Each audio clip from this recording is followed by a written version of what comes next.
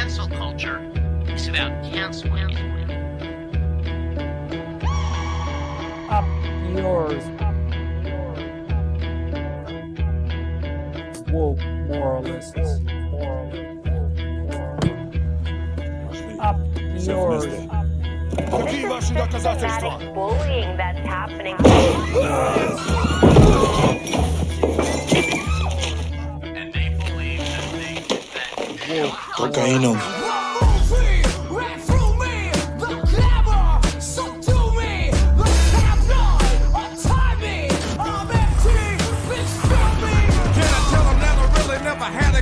But it's the wax that the Terminator X spun. Now they got me in a cell cause my records ain't sell. Cause a brother like me said, well, it's born like this, it's born like this, immaculate conception. Not transform like this, perform like this, which yells you a new weapon. I don't contemplate, I meditate, then off your head. This that puts against the bed. This that I got realness, I just push cause it's in my DNA. I got millions, I got riches building in my DNA. I got dark, I got evil that rot inside my DNA. I got off, I got trouble, some heart inside my DNA. They seem animalistic is what I mean. No, they're worse than animals. The woke mob, they ruin everything. They stopped Ben Shapiro from going to events and speaking. They stopped Ann Coulter from doing it. I will never surrender even a single inch of ground to a pitchfork mob. You never cave to the mob. We will never bow to the mob. Ever. No matter what. Do you see the final expression of cancel culture in terrorist groups like We'll see who cancels who. They want you to comply. Is that a new intro? Yeah, it is. That's gas, dude. Oh man, that was gas. I know. I get because I remember like I was like I think Lance sent me the track when he did it. Yeah, a long time ago, and I was like, this is really cool. I wonder what we're gonna use it for. That's gas. That is man, I need to binge that series. Holy shit. What season how are we doing, everybody? That's crazy. How are we doing? I'm good. How are you? Doing good? Yeah, it's doing all right. I'm not doing great. It's been a week. You know, we didn't have a show last week. We told you all that if you didn't vote for Ole to win the Webbies, then we wouldn't do a show. And we meant it. We canceled the show to punish you all. So that's why we weren't here. What happened? Did the results come out? I think she was still in third. So yeah, that's why we had to cancel the show last week. So yep, we warned you all. We warned you all. With the amount of stuff even worse than she that, should be in first. Yeah, it's not even a question. Yeah. But worse than that, Tesla stocks or their overall revenue is down 71% this week. And seeing that just made me so sad and depressed for Elon because he works so hard and he's trying to make the government more efficient. And the fact that nobody's buying Tesla it breaks my heart. So like there's no justice in the world, you know? People don't know the personal sacrifice Elon Musk has gone through as well as his 79 children. All right. That's 79 different pairs of swag from the Tesla store, right? That he's not going to be able to make, right? That's 79 different mouths that he's not. I mean, he's already wasn't paying to feed them anyway. That's 79 different prenuptial agreements. I mean, talk about a crucible, guys. It's just so sad. It's really, really sad. By the way, welcome back to the show, Zed Tabani. Everybody knows Zed. Hi, Zed. But happy to have you back, Zed. Happy to be back. I'm very excited. Great to have you. By the way, I don't work at Universal Studios. My girl got this for me. So. Oh, so okay, never mind. I was going to ask you if you can get us. I didn't even notice. Okay. Yeah, she was just like, here's the thing, and I'm like, I don't work there though, and she's like, yeah, but it's just a fun shirt for you to have. I'm like, I don't want a Universal. All right, and then I was like, this fits pretty good, but now everybody thinks I work at Universal Studios. So, I mean, here we are. Would you like a tour of the tram? This is where the War of the Worlds happened and shit. I don't know. That's a fun little tour. I went there back in fun tour. 2007, I think. It's fun. I'm just going to be very honest while I wear this Universal Studios shirt without trying to get people in trouble. Disneyland is better. Go to Disneyland. Don't go to Universal Studios. I like Universal Disney Studios. Guy, as the show knows. It is a. Here's the thing.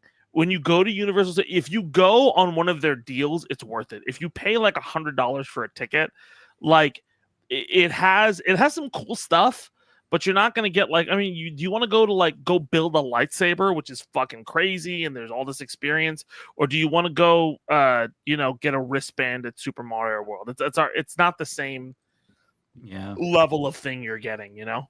Although you get to see Luigi at Mario World, you do get to see Luigi, Luigi, the leftist icon. So yes. By the way, I hope everybody understands that I was joking about us canceling the show last week to punish them. I feel like they know I was joking, but there's going to be some people that's like, that's fucked up. They canceled the show to punish everybody. For those who don't know, we didn't have a show last week. Joe Rogan? What the fuck? That's like Joe Rogan. That's weird. Like Joe Rogan. What the fuck? Who is that so I can ban them? I don't hear it at all. That was the craziest stray I've ever experienced. And by the way, I lived through 9/11. Okay, that is the wildest stray I've gotten. But yeah, we didn't cancel the show to punish you all. Of course, we canceled the show because the Canadians were doing debate streams, and Ariana was moving. Rebecca couldn't make it. Matt couldn't make it as well.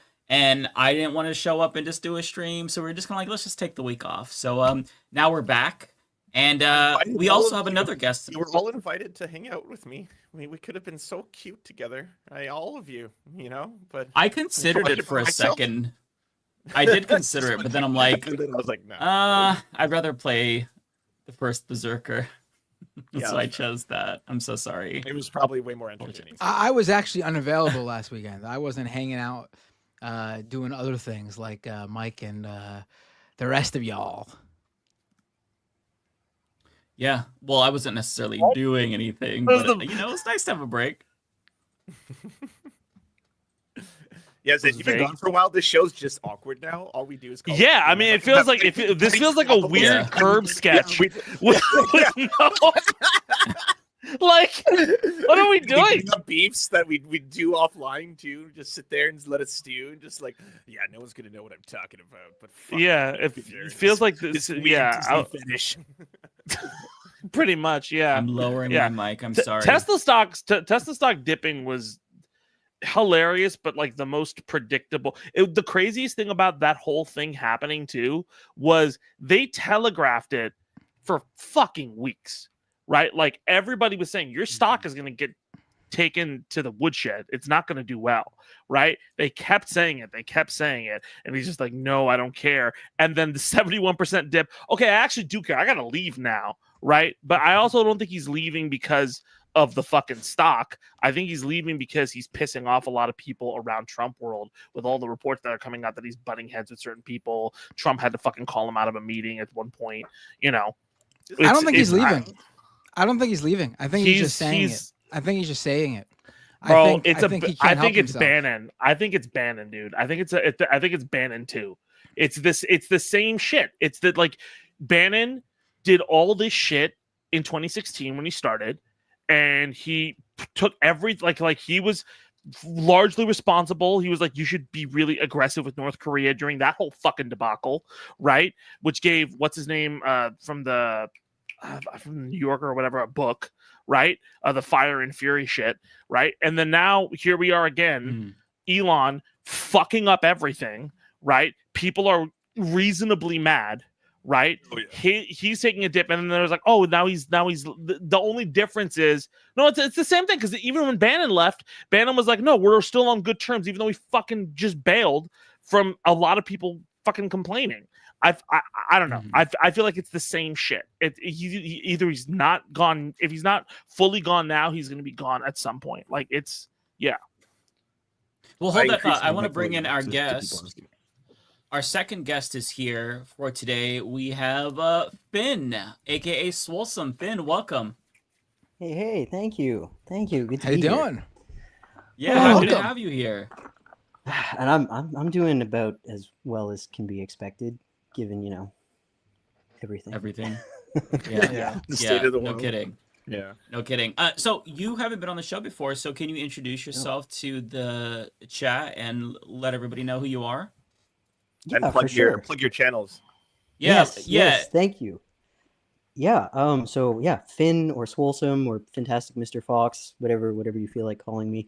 So yeah, I'm a queer lefty bleeding heart, one of those guys. What? And I know, right? Yeah, this is how you. You're not gonna fit in here. Yeah. I'm the odd man out. I'm getting. I don't know if you know this, but I apparently all sound weekend. exactly like Joe Rogan. So this is not where. Oh, yeah. Rip. I'm so sorry. Somebody said I sounded like Joe Rogan, and that which is wild in the chat. Sorry, I interrupted your intro. Don't let him fuck I mean, with you, Zed. I sound like I have helium for breakfast, so it's fine. Me too, brother. Me too. It's so the other queers can identify us. But yeah, I make a lot of like queer content, a lot of emotional stuff. I'm a very feelsy person. I do a lot of stuff about like masculinity, manhood, that kind of thing, because I'm a trans guy, and cis men love it when you teach them about masculinity as a trans man. Let me tell you. So that's what I focus on. Especially on the internet, Nice. right? Very yeah. normal people on the internet. Very normal people. Yeah, on the internet's very Lovely nice to people. Yeah. Yeah. It's great for that. Yeah. Especially Lance, trans people. Your microphone is super low, by the way. Oh shit. I just increased. No, not the yours, volume. Finn. Lance's is No, super mine. low. Oh, okay. I'll talk. Yeah, you sound okay. I think the gate is cutting you quite a bit, Lance. You know what I'm saying? I turned mine down. Noise gate. It's just directly from the mic because. Oh no. Yeah. I'll just be silent. You know, it's okay. I No, turned my mic down. we value your opinion. What is I don't know what is else the to do. leftist I'll mafia mix without the consigliere? Well, there you go. There you go. I'll try my best. I'll speak into the mic. Yeah. Okay. Yeah, it's very, very low. Sorry, chats. There's a lot that happened over the past couple of weeks since we've been gone. Somebody in the chat is saying I look like a bearded Hank Hill. Fuck you. So there was. Where did Y'all that distract come me from? with shit in the chat. What the fuck? Stop distracting me. It's gonna be one of those streams. I look chat. Do me next. Do me. Like, I didn't give them permission to start roasting us, talking about Zed sounding like Joe Rogan and me sounding like Hank Hill. Shut the fuck up. Sit down. We're trying to have a show. Okay. So there was a lot that went on the past couple of weeks. Nancy Mace is being Nancy Mace again, and she's also getting roasted by Matt Walsh for being too much of a feminist. There's the Pete Hegseth stuff. There's the Andrew Schulz clip. I talked about it on my show. I got to get all of your reactions to it. And then, since we have Zed here, we've got to talk about some rap music, in particular, a new song by Kanye West. I'm a big fan of him. It's called Oh my Cousins. God, no, please. I'm interested in I'm hearing so done, dude. Zed's response. I am so fucking done. Like, I have listen to me, listen, look me in the fucking eyes when I say this. All right, I have listened to Kanye West from behind the scenes at the MTV Movie Awards, mad that he was fucking didn't win something at the MTV fucking Music Awards or some shit, right? To Bush doesn't care about black people, to I advocate for gay people and rap has to be less homophobic, to actually I'm a Nazi now. All right, I have followed this whole trajectory, and before I'm a Nazi, I was like, I'm off. All right, okay, Yeah, like I don't that care how good my beautiful dark twisted fantasy is. I'm out.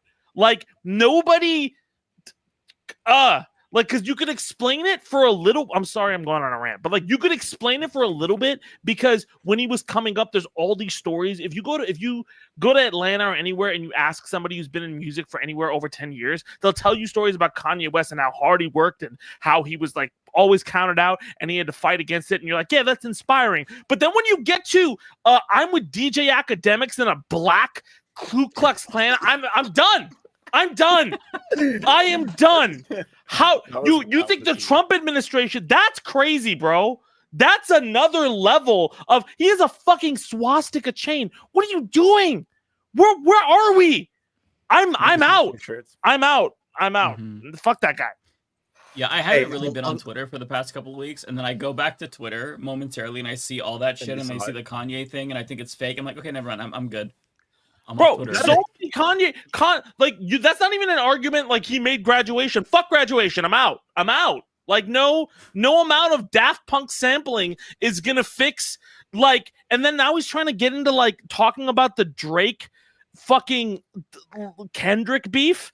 Like, bro, it's God, you know. And then do you guys know who Academics is?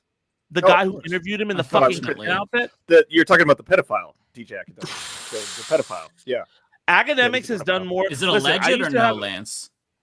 No, he's a pedophile. Yeah. I mean, like, so he's fucking... he was sitting on a 16-year-old dude in a live stream chat. It got uploaded, and then all of a sudden he's been spending a lot of time trying to download. I mean, no, he was doing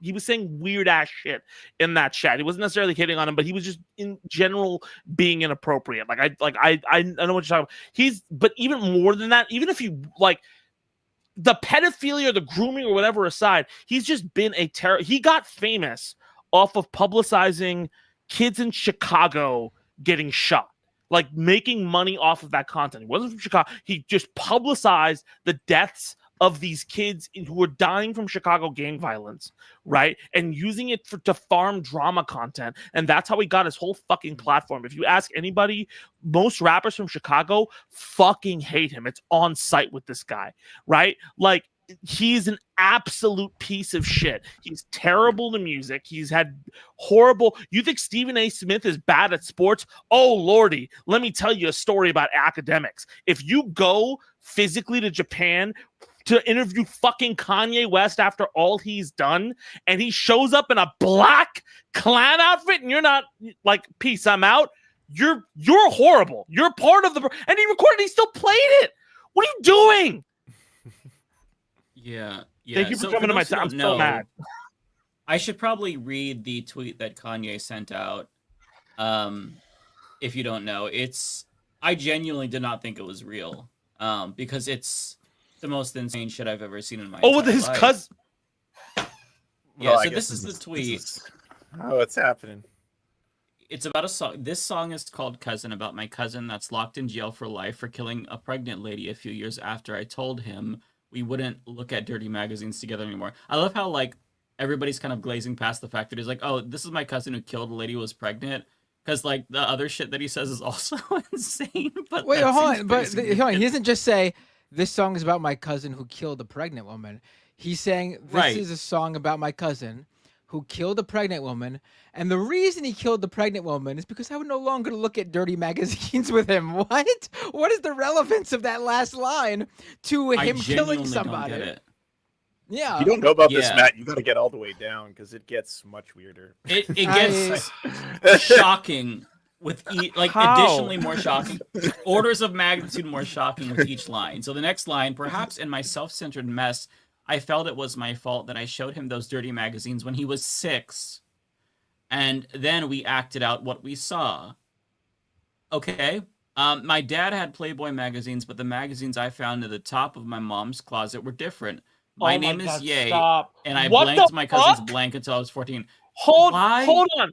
Why would you tweet this?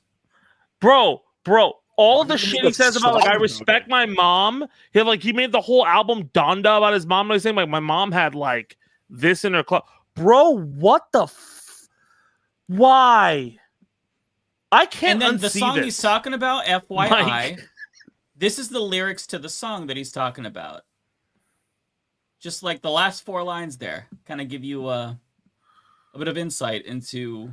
I gotta say though, you know what's wild is that, like, so many people, like, there's no reason why I would ever want to go back on Twitter to read something that he said, because, like Zed was saying, it's like, once you've gone full Nazi, there's not really anything shocking you can do. He's literally selling swastika t-shirts, right? Like, there's nothing shocking. He can't shock me. But he found a way. I was wrong. He found a way. I was dead wrong. I was quite shocked. It's such a fucking song. It's such a terrible situation though too, because it's like, it's not only okay. There's the side of Kanye is 100% responsible for being a crazy fucking lunatic, but also you can't act like this is not somebody's bipolar disorder or mental illness just spiraling, like insanely spiraling, untreated, right? To a degree that you can't like the closest thing. Do you guys know who Bobby Fischer is? Yeah. The chess pro. Yeah. Bobby Fischer had a similar fucking schizophrenic crash out for his last like 30 years. He disappeared. The reason that movie Searching for Bobby Fischer doesn't find Bobby Fischer, he was found. He is just not good, man. He was like ranting, like super anti-Semitic stuff, all these theories about the government spying at him through his like apartment. You know, he looked like one of the zombies you kill in The Last of Us. He was wild, bro. And like, it feels the same. It feels like somebody who's just not on this plane of reality anymore. I agree with you. I just think that like it's still all on him because there's tons of people 100% it's on him, yeah, with bipolar disorder who are not Nazis, who are not fucking for sure shit, right? I'm not blaming. I'm not absolving him of any guilt. I think also we have to re-examine also, because let's be fair, like there was a good point in time where a lot of people egged this shit on, and we shouldn't have done that. We should have been like, no, this is fucking bad, cut it off. Like, we shouldn't have been like, oh, do you want to hear another Kanye? Not you, Mike. I'm not giving you shit for this. But there was I was going to say, Zed, like, I did tell him to stop. He didn't listen to me. No, but I was saying like there was a lot of people who were like who were for years making money off of Kanye did a crash out. Let me fucking report on it, right? Like when this stuff was stoppable. It's understandable to report on it now because it's so wild. Like obviously it's arresting the news cycle. You have to talk about it. But like to some degree, like there was a point where it wasn't necessarily reversible, but it was intervenable, and we just all let him crash out. And I'm just like, bro, like there's I mean, the family has to intervene, really. This is when, like, if you have somebody with self-destructive behavior like this and severe mental health issues, presumably untreated, because he talked about before how he didn't like to take his bipolar medication because it makes him less creative or whatever. This is the responsibility of the family. The family has got to step in, and they have to stop him from doing this. There's nothing that the public can do. The media is going to sensationalize it. Who can't somebody talk to him? A different cousin, perhaps, and the media should have ignored. This is not okay. I feel like the media should have ignored it because he used to do this shit to get like it was very clear. It's so powerful. He knows the power too. He made it into a song. Bro, he knows, like he knows exactly what he's doing. He figured it out. He like if you follow his career, right? Like I think the thing to not, it's one thing to like be like Kanye West was always a piece of shit. It's another thing to be like Kanye West was a genius artist who changed music, and then now he's horrific. Like that's a more horrifying truth that you have to reconcile, right? Is that he made Graduation, but he's also a Nazi. So what does that tell you about that thought process and where that goes? And at what point does that become dangerous? And do you not stop it, right? And so for me, like my thing is like, look, he always gamed the media and promoted his shit through stunts. He would always have a crash out right around when his album was coming out. He would always have a moment where he says something wild and sometimes it was real and it was earnest, right? But sometimes it was just fucking crazy, right? And on purpose. And at a certain point, it became irreversible. It became like, oh, we're just watching this shit go nuts. Like I still don't know why. There was this whole interview he had with Sway where he's screaming at the top of his lungs, "You don't got the answers, Sway. You don't got the answers. I've been doing this more than you. When's the Medici family gonna legalize my name?" Like just crazy ass shit. And we didn't stop it. We're just like, man, Kanye is so fucking crazy. He's gonna run for president at one time. I'm like, why didn't we go? Kanye needs help. Well, like, to be fair, Zed, I don't think that Sway has all the answers. I mean, he's a knowledgeable person, but he doesn't have all the answers. Nobody does. Hold on. One Kanye, zero Sway.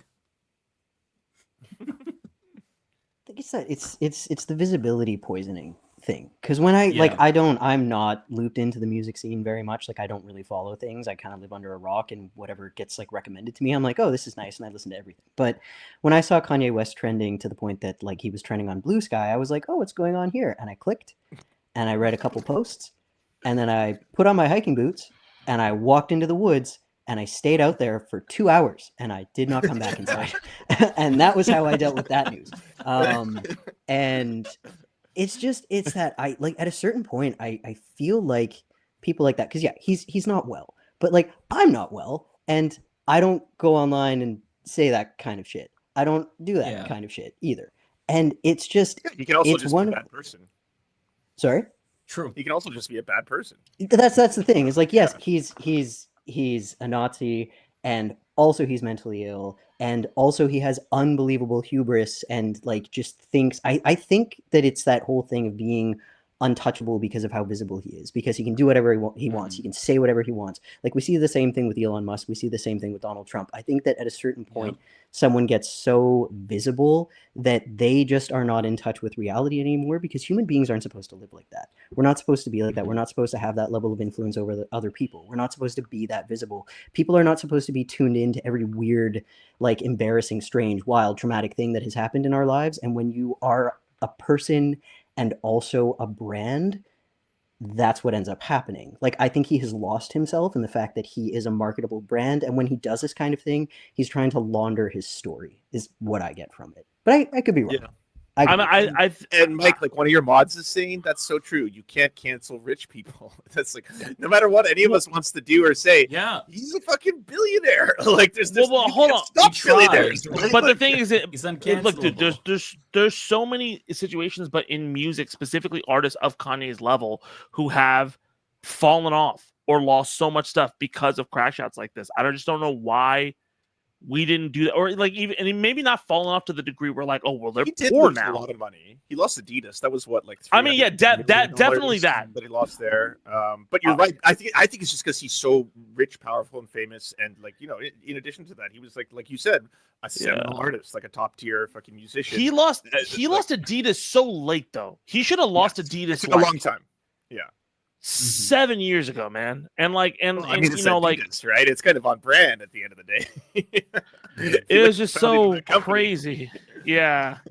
Like, and what's worse about it too is just like you would think, like, you know, if you look into like how sneakers have in general been like, that was like a big like story for a while. It's like, oh my god, like this is gonna open up the door for more people having shoes and stuff like that. But the way he, you know, for all the stuff people criticize Michael Jordan about with like his sneakers, people were killing themselves over Jordans and all that kind of, people were killing each other over Jordans and shit like that. The Yeezy situation was somehow way fucking worse, dude. The shoes were more scarce. People would snatch those motherfuckers like anytime they saw them, you know, like they became like all of the shit that like it was just a giant betrayal of his whole thing about being a story about like trying to equalize everything, right? This is the same guy who rapped, who used his single to talk about diamonds from Sierra Leone and how we're not talking about the blood diamond trade enough and how that's fucked up.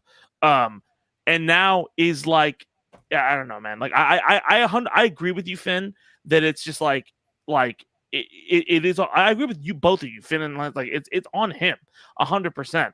But I just like, part of me wonders like, why didn't we cut him off like so many other rap artists we have cut off? We cut off P. Diddy like that when we found out. Like that. I mean, also because P. Diddy's music is objectively... Yeah, it is, I was going to say it is P. Diddy. Yeah. But I mean, no, we did. We did. No, but like women were coming forward about the abuse and his abuse for a long time, like well before he was investigated by the FBI, and there was this whole crackdown and his life got turned.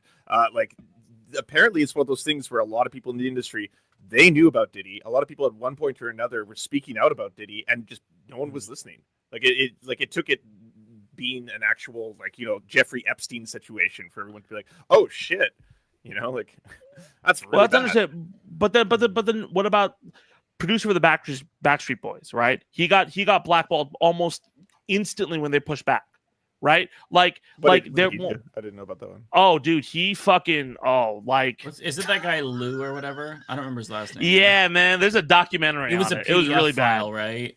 Oh, it was a PDF file. It was money laundering. It was fucking everything. What is wrong with these people? I swear to God.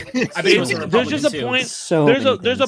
There was a point in the industry where like there was just like, I think the thing people don't understand is like there's power dynamics there's people who come into the industry, especially like if you've ever worked at a corporate job, you'll understand what it is, right? You're there because you're like, I can make a difference. I'm just not going to fuck with these people, and I'm going to do my thing, and I'll make a difference that way, right? But sometimes you don't know how bad it is. You don't even want to know, so you just walk past it, right? But some people are just like get bored and then they get psychotic. Like I don't know what it is. Like they achieve something and they don't know what the fuck else to do with their life, and they get psychotic. The power corrupts people so much as well. Well, have you ever had people and whatnot? Have you ever had like a relative, like my father was an alcoholic, and I remember like when there was a point in his life before, you know, he passed and everything, where like he'd gotten to a certain point in life, and just there was all the technology had changed, the way people talked had changed, the way the things people liked had changed, everything had changed. He was still oh, I believe in you know, equality and everything like that. I'm gonna vote blue and all that shit. But he was also because he was very not even a liberal, right? Like he just believed he was a boomer, like in all sense of the word. But his life was just cut off from everything, and so increasingly he got more erratic as time went on, not only because of the alcoholism, but his alcoholism got worse because he just didn't recognize the world. I think to some degree, certain people get a little bit of power, and either they get power hungry on it, or they just become they just don't know what they get despondent. You know, I'm not taking away the blame for these people being bad people. 100%. If you make that choice, that's fucked up. That's irredeemable, right?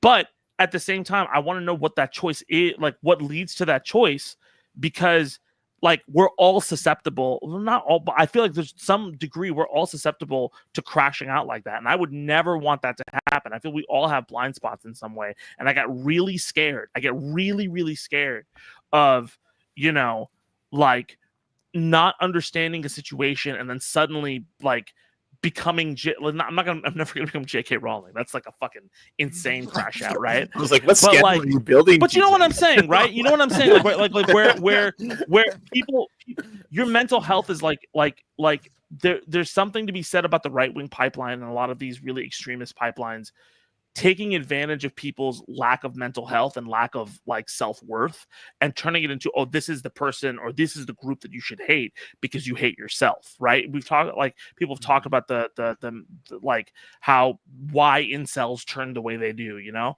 I don't know. I hope I'm not fucking speaking out of turn when I say that, but like, yeah, that's what I feel about the Kanye situation. Oh, no, I too don't like incels. I like incels personally. I think it's. I don't think I was saying. I don't think I was saying like, oh, are you pro or anti incel? Let's. I'm sorry, I didn't mean to cut you off, Ben. I'm sorry. I think my internet's crapping out. Oh yeah, there we go. There we go. Okay, I'm sorry. Go ahead, Finn.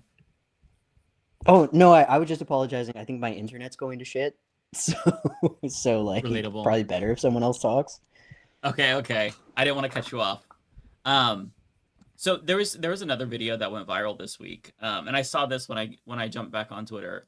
It was of quote unquote comedian Andrew Schulz. Let me find a video for you. I don't know if you all saw this. I did a video about this, but he explained why he is no longer a liberal and why he is now a conservative. Let me find it. Hang on. Is it Schulz or Schultz? I think it's Schulz. Okay. It is spelled Schulz, but I think people say Schultz. Okay, let me bring it in. I also have a really good video about Jimmy Dore as well. There's a lot of good stuff to talk about, and by good I mean so much has changed on this show. Binder's audio is like gas now. Like Binder's audio is. Is that a good thing or a bad thing? I don't even know. No, gas is very good. Gas is very good. If anything, I'll just come on the show every 3 months to give you more hip hop slang, to just let you know where things are. Okay. So this was him on the Trigonometry get the fuck out of here. Trigonometry. Get the fuck out of here. Right? That was my reaction Dog when I heard shit that ass name. name. I heard it before, but like hearing it again, especially in this context of them talking to this guy with the PDF file mustache and why he's now a Republican, it was so much for me. But I'm gonna press play. Oh, this fucking and if you haven't seen this yet, I'm not gonna tell you what he says. Just enjoy. The sides switched so much. You know, when I was younger, like Democrats were cool. They were getting their dick sucked in the office. They were like, right? They were like, they were like supportive of like hip hop music. They said, do whatever you want. Like, we don't want to be in your bedroom. They were cool with gay people. Like, it was cool to be a Democrat. Now Conservatives got 3 baby mamas. The president got 3 baby mamas. He's getting pussy left and right. Right? He's cool. He's the one saying, say whatever the fuck you want. So now conservatives have become Democrats. So I don't think I've changed. I just like the dudes that get pussy and say whatever they want. So it's you want me to be a Democrat again? Get some pussy. Tell me to say whatever I want. I'm there. Decide, switch. So I mean, I don't know what else to say about this aside from the fact that like this is somebody who should have their voting rights taken away from them. He's just fucking stupid. It's that simple. Like he just doesn't know anything. So I mean, Stupid he's as talking fuck. about a 78-year-old man. Like let's get that straight. He's talking about a 78-year-old man who he thinks is getting tons of pussy. Donald Trump has probably not had sex in the past like 10 years, honestly. Like, however old Barron I mean, I don't know. I that's the think last he time- fucked Laura Loomer. That's the last time he did anything. Probably around the last time he had a solid bowel This is a movement. ridiculous. This is a ridiculous. I'm joking, obviously. This is a ridiculous thing to even way to vote. It's just so fucking stupid. Also, it's so cool how Donald Trump lets people say anything they want, like all those students who are being having their visas stripped from them and being deported, currently in prison with ICE because of ICE jail or whatever, because they said something critical about Israel or stood up for the Palestinian people. Yeah. That's a really cool guy who lets people say whatever they want. Who's censoring government words, DEI, any word that has anything to do with equity. You can't have that in your application for a government grant. And yeah, as you mentioned, Mohsen Madawi, Mahmoud Khalil, Rumeysa Ozturk. So yeah, you can't say whatever you want. But what he means by that is, oh, well, now it's cool again to say the R word, and that's all I care about. So I could say whatever I want because that's all I wanted to say. I actually came across something really funny about this guy to sort of give you the idea of who he is. Like he really tries to come across like he's some like, hard or working class comedian or something like that. That's my fucking problem with him. The dude was raised by parents who ran a fucking dance school in Manhattan for 30 years. I did not know that. That is his fucking. That's his upbringing. That's what raised him. That's what put food on the table. His mother was a ballroom dancer, and his father opened up a fucking dance school in Manhattan and ran it for 30 years, and that's why he was able to become who he is today. So anyone who talks about how cool and I want someone who gets lots of pussy and talks about whatever they fucking want. You were raised with fucking Manhattan ballroom dancing money. Give me a fucking break, you soft, rich, upper class Manhattan fucking prick. Give me a break. The fucking problem I have is specifically that. It's just like I don't like this whole fucking line of we're like punk rock and shit like that. No, you're not fucking punk rock, dude. Like, first off, the fact you sided with Drake shows you're not punk rock. Like, I'm not even gonna fucking dignify. Oh yeah, this little bitch. Bitch got called out by Kendrick once, and then I said something about it. He was talking shit. Called up by Kendrick. Like that's the fucked up part. It's one line in the first track of GNX. But also the way he did it too. Yeah, but that's the thing. The way he did it too was really fucking stupid. Because if you come to LA. Dude, it's not a fucking game, dude. You'll get followed, bro. Like it's not a game. And I think that to some degree, people talk shit all the time. I don't like if you want to talk shit and say you think this is stupid, I get it, right? Like I'm a former rap battler, right? I'll take that. But I don't like this fucking performative ass I don't like Democrats because they used to get their dick sucked in the Oval Office. No, you don't like it because you were too much of a pussy to figure out how the culture changed, and you were too lazy to change your act. Andrew Schulz got big off of doing fucking crowd work, right? Like Matt Rife did.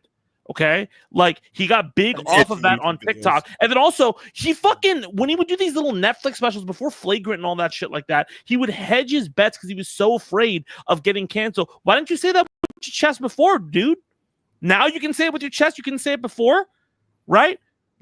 Don't talk about being hard about things when you're so much of a pussy, right? All of a sudden, you're all about like you say whatever the fuck you want and everything like that. But back then, you were hedging just like everybody else because you wanted to get a leg up in the industry, right? I understand to a degree of like feel like you want to talk about free expression and everything like that. I'm not excusing anything that he says, right? But don't like say it with your chest. You like Trump because you don't feel like because you were fucking afraid, all right, about being called out for your shit and facing consequences for your jokes. Anthony Jeselnik has a great fucking line where he talks about like, look, if people are mad at you after you say a joke, you haven't done anything. You didn't get away with it. The art of like art is getting away with it, right? Like if you didn't get away with it, don't be fucking proud. You fucked up. Binder, did you know about? Oh, by the way, Finn's coming back. He just wants to reset his modem. But Binder, did you know that like after essentially that's album came out and Schulz got really insulted and he thought that he was being told that he's like, no white comedian is allowed to talk about no black woman, that's law. That line hurt him so much that he actually started making jokes about raping Kendrick afterwards. Like that's where he went with it. Yeah, he did a full thing where he was basically like, if it was just the two of us in prison, yeah, I'd probably rape him. I'm just saying, like based on his size, just like kept. But on going here's the thing, even like the grossness of that, like that's kind of the point I'm making. You don't say that about a fucking blood, dude. Like people have gotten pieced up for that, right? Like this is not a fucking game. Like people still. Kendrick was on stage like about a year ago, uniting literally every fucking gang in LA. All right, like gangs who had been killing each other for a decade plus. He was the one who was unifying them, and you're gonna shit talk him. People like plenty of rappers have come to LA, not gone home. I'm not saying anything. But just, you don't say that shit in Compton. Maybe no, he just bro. has to Like do that's a stand-up show in Compton to win over Kendrick. It's not even a thing about like it's just fucking stupid and dangerous. Don't do that. Right? Like don't like I really get really annoyed when people it's just the guy has an ego the size of the fucking Mount Rushmore, man. Well, part of the problem is that like these rich people, these celebrities, they have all of their material needs met. So they don't really need to have a politics, but since people are talking about politics, and Joe Rogan, he's an orbiter of Joe Rogan, talks about politics, your whole politics has to be something that you make up to be mad about because that's the totality of like your existence. Like if you're a pampered little prick whose parents were rich, as Matt was saying, then you got to make up reasons to be mad. And so, I'm being oppressed because I can't say what I want, which is, I guess, like slurs or whatever. That's what it's about. Like they don't. Special. Like every time I hear one of those things, it's like it's right before a Netflix special drops. It's like, oh yeah, you're being silent. Every time. I can't say what I want without getting canceled, as he says that on his Netflix special. Like Jesus Christ, I wish cancel culture was real. I wish it was real because more motherfuckers need to be canceled.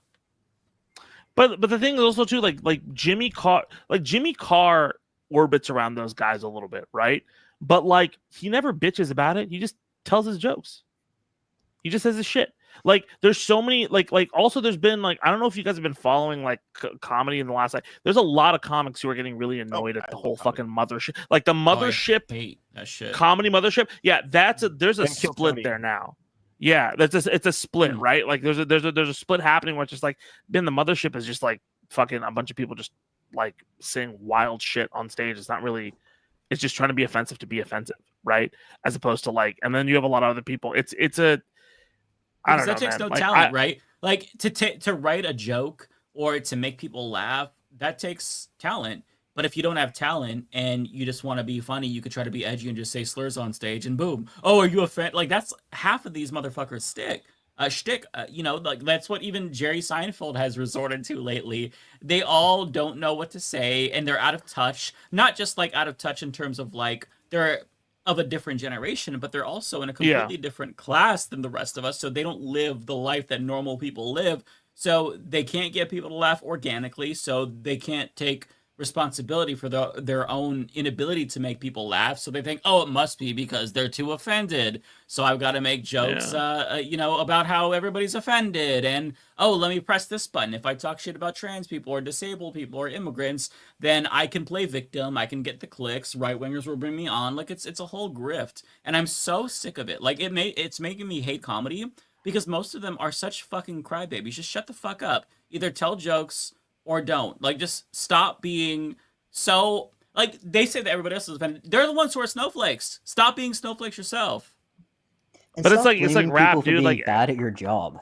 Like, you're bad at your job. Like, stop blaming other people for it. Eric Idle called it out, which I really appreciated. You know, just like this old comedian being like, well, it's the comedian's job to make the audience laugh. And if you're not making the audience laugh, then you're not a very good comedian, are you? Like, that's really what it comes down to.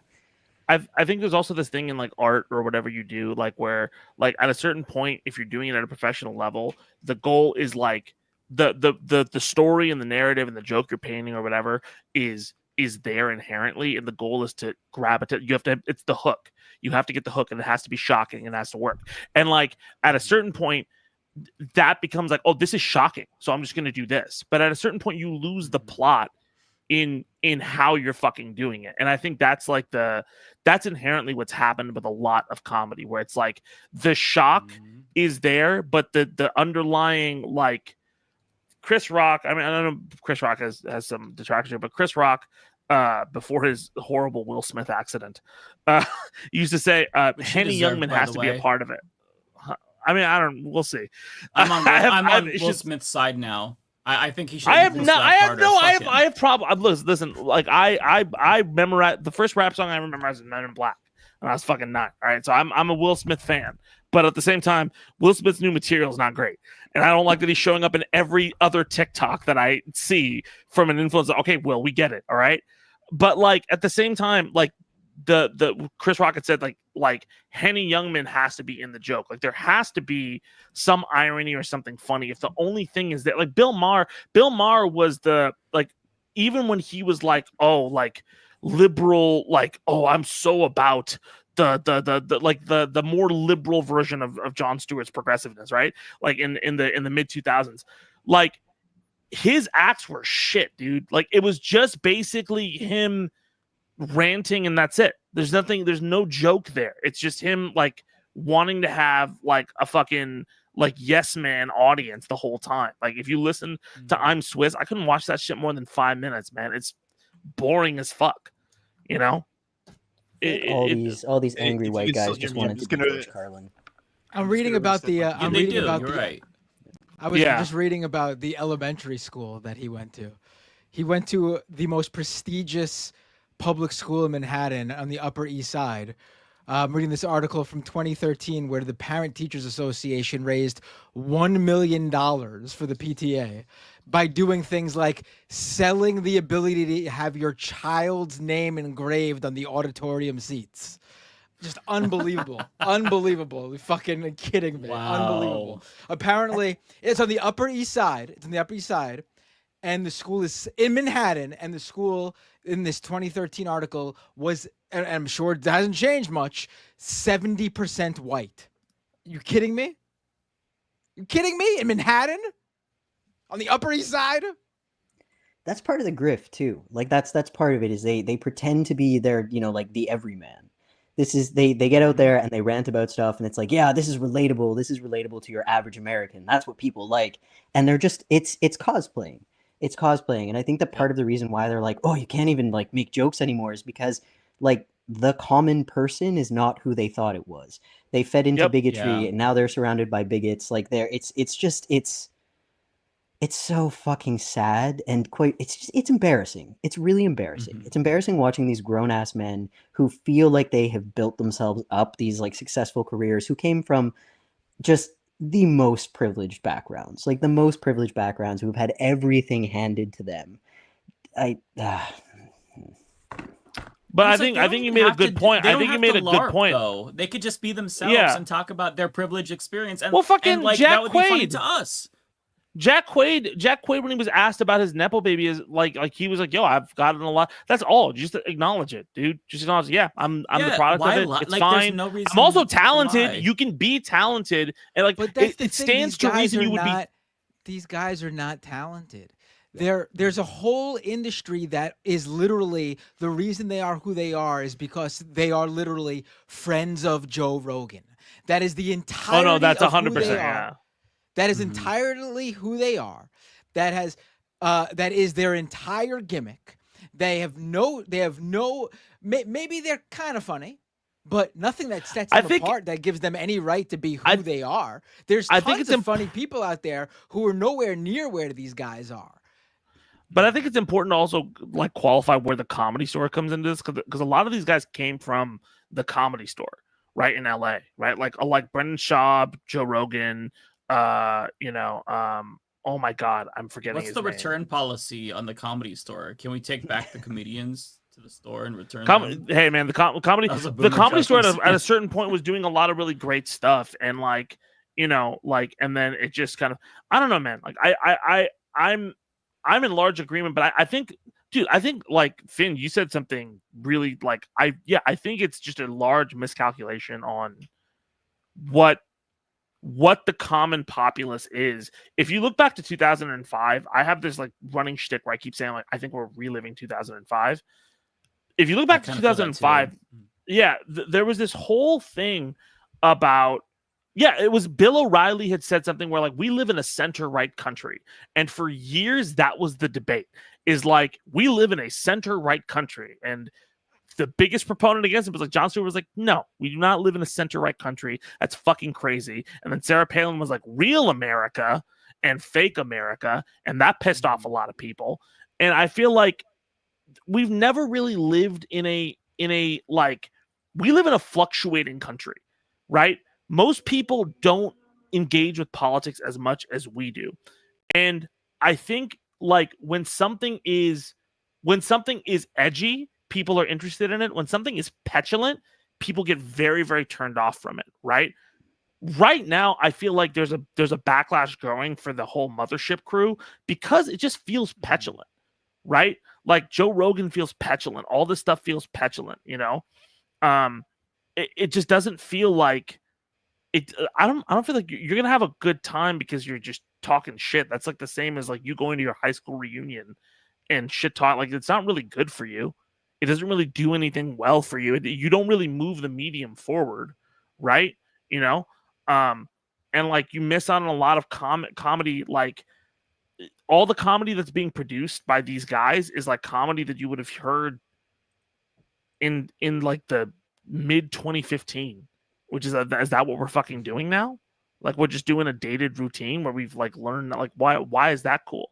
Why is that interesting? If I rapped like it was 2015, I'd be not a rapper anymore. I'd be fucking. I wouldn't be doing well. You know.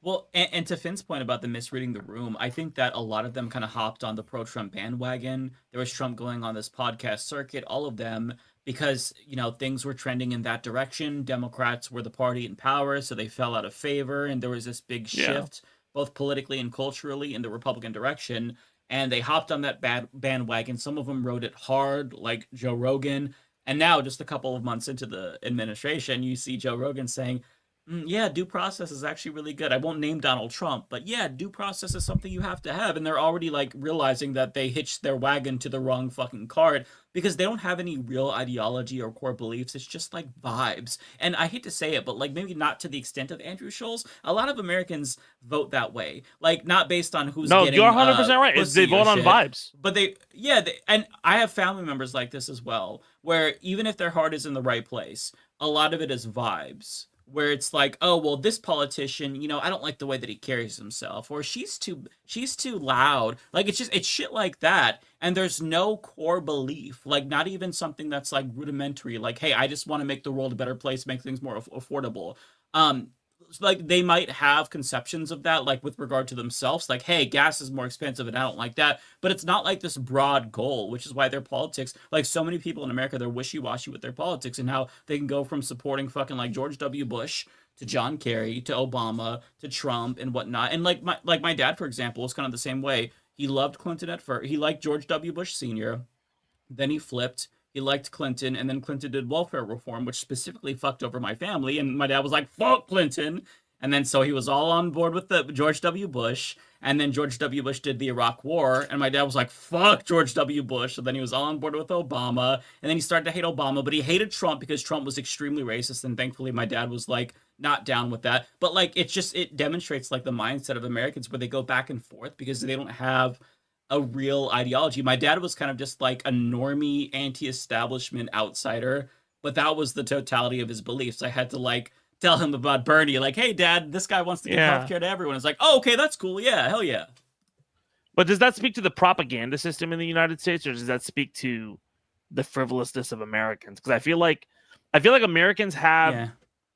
I feel people can't necessarily always articulate what they're upset about. Like if you show I'm sorry I keep bringing back the music, but if I show somebody a song and they tell me what they like or disliked about it, 99% of the time I know that's not actually what's going on. It's because this one thing upset them, and the only way they can talk about what's upsetting, why they don't like it is this. Like if somebody says, "Oh, this song doesn't really feel like real music," right? They're talking about the arrangement. Yeah. They're not talking about the actual song or the chord progression or the songwriting, right? People don't know how to express themselves. I feel in politics it's the same thing.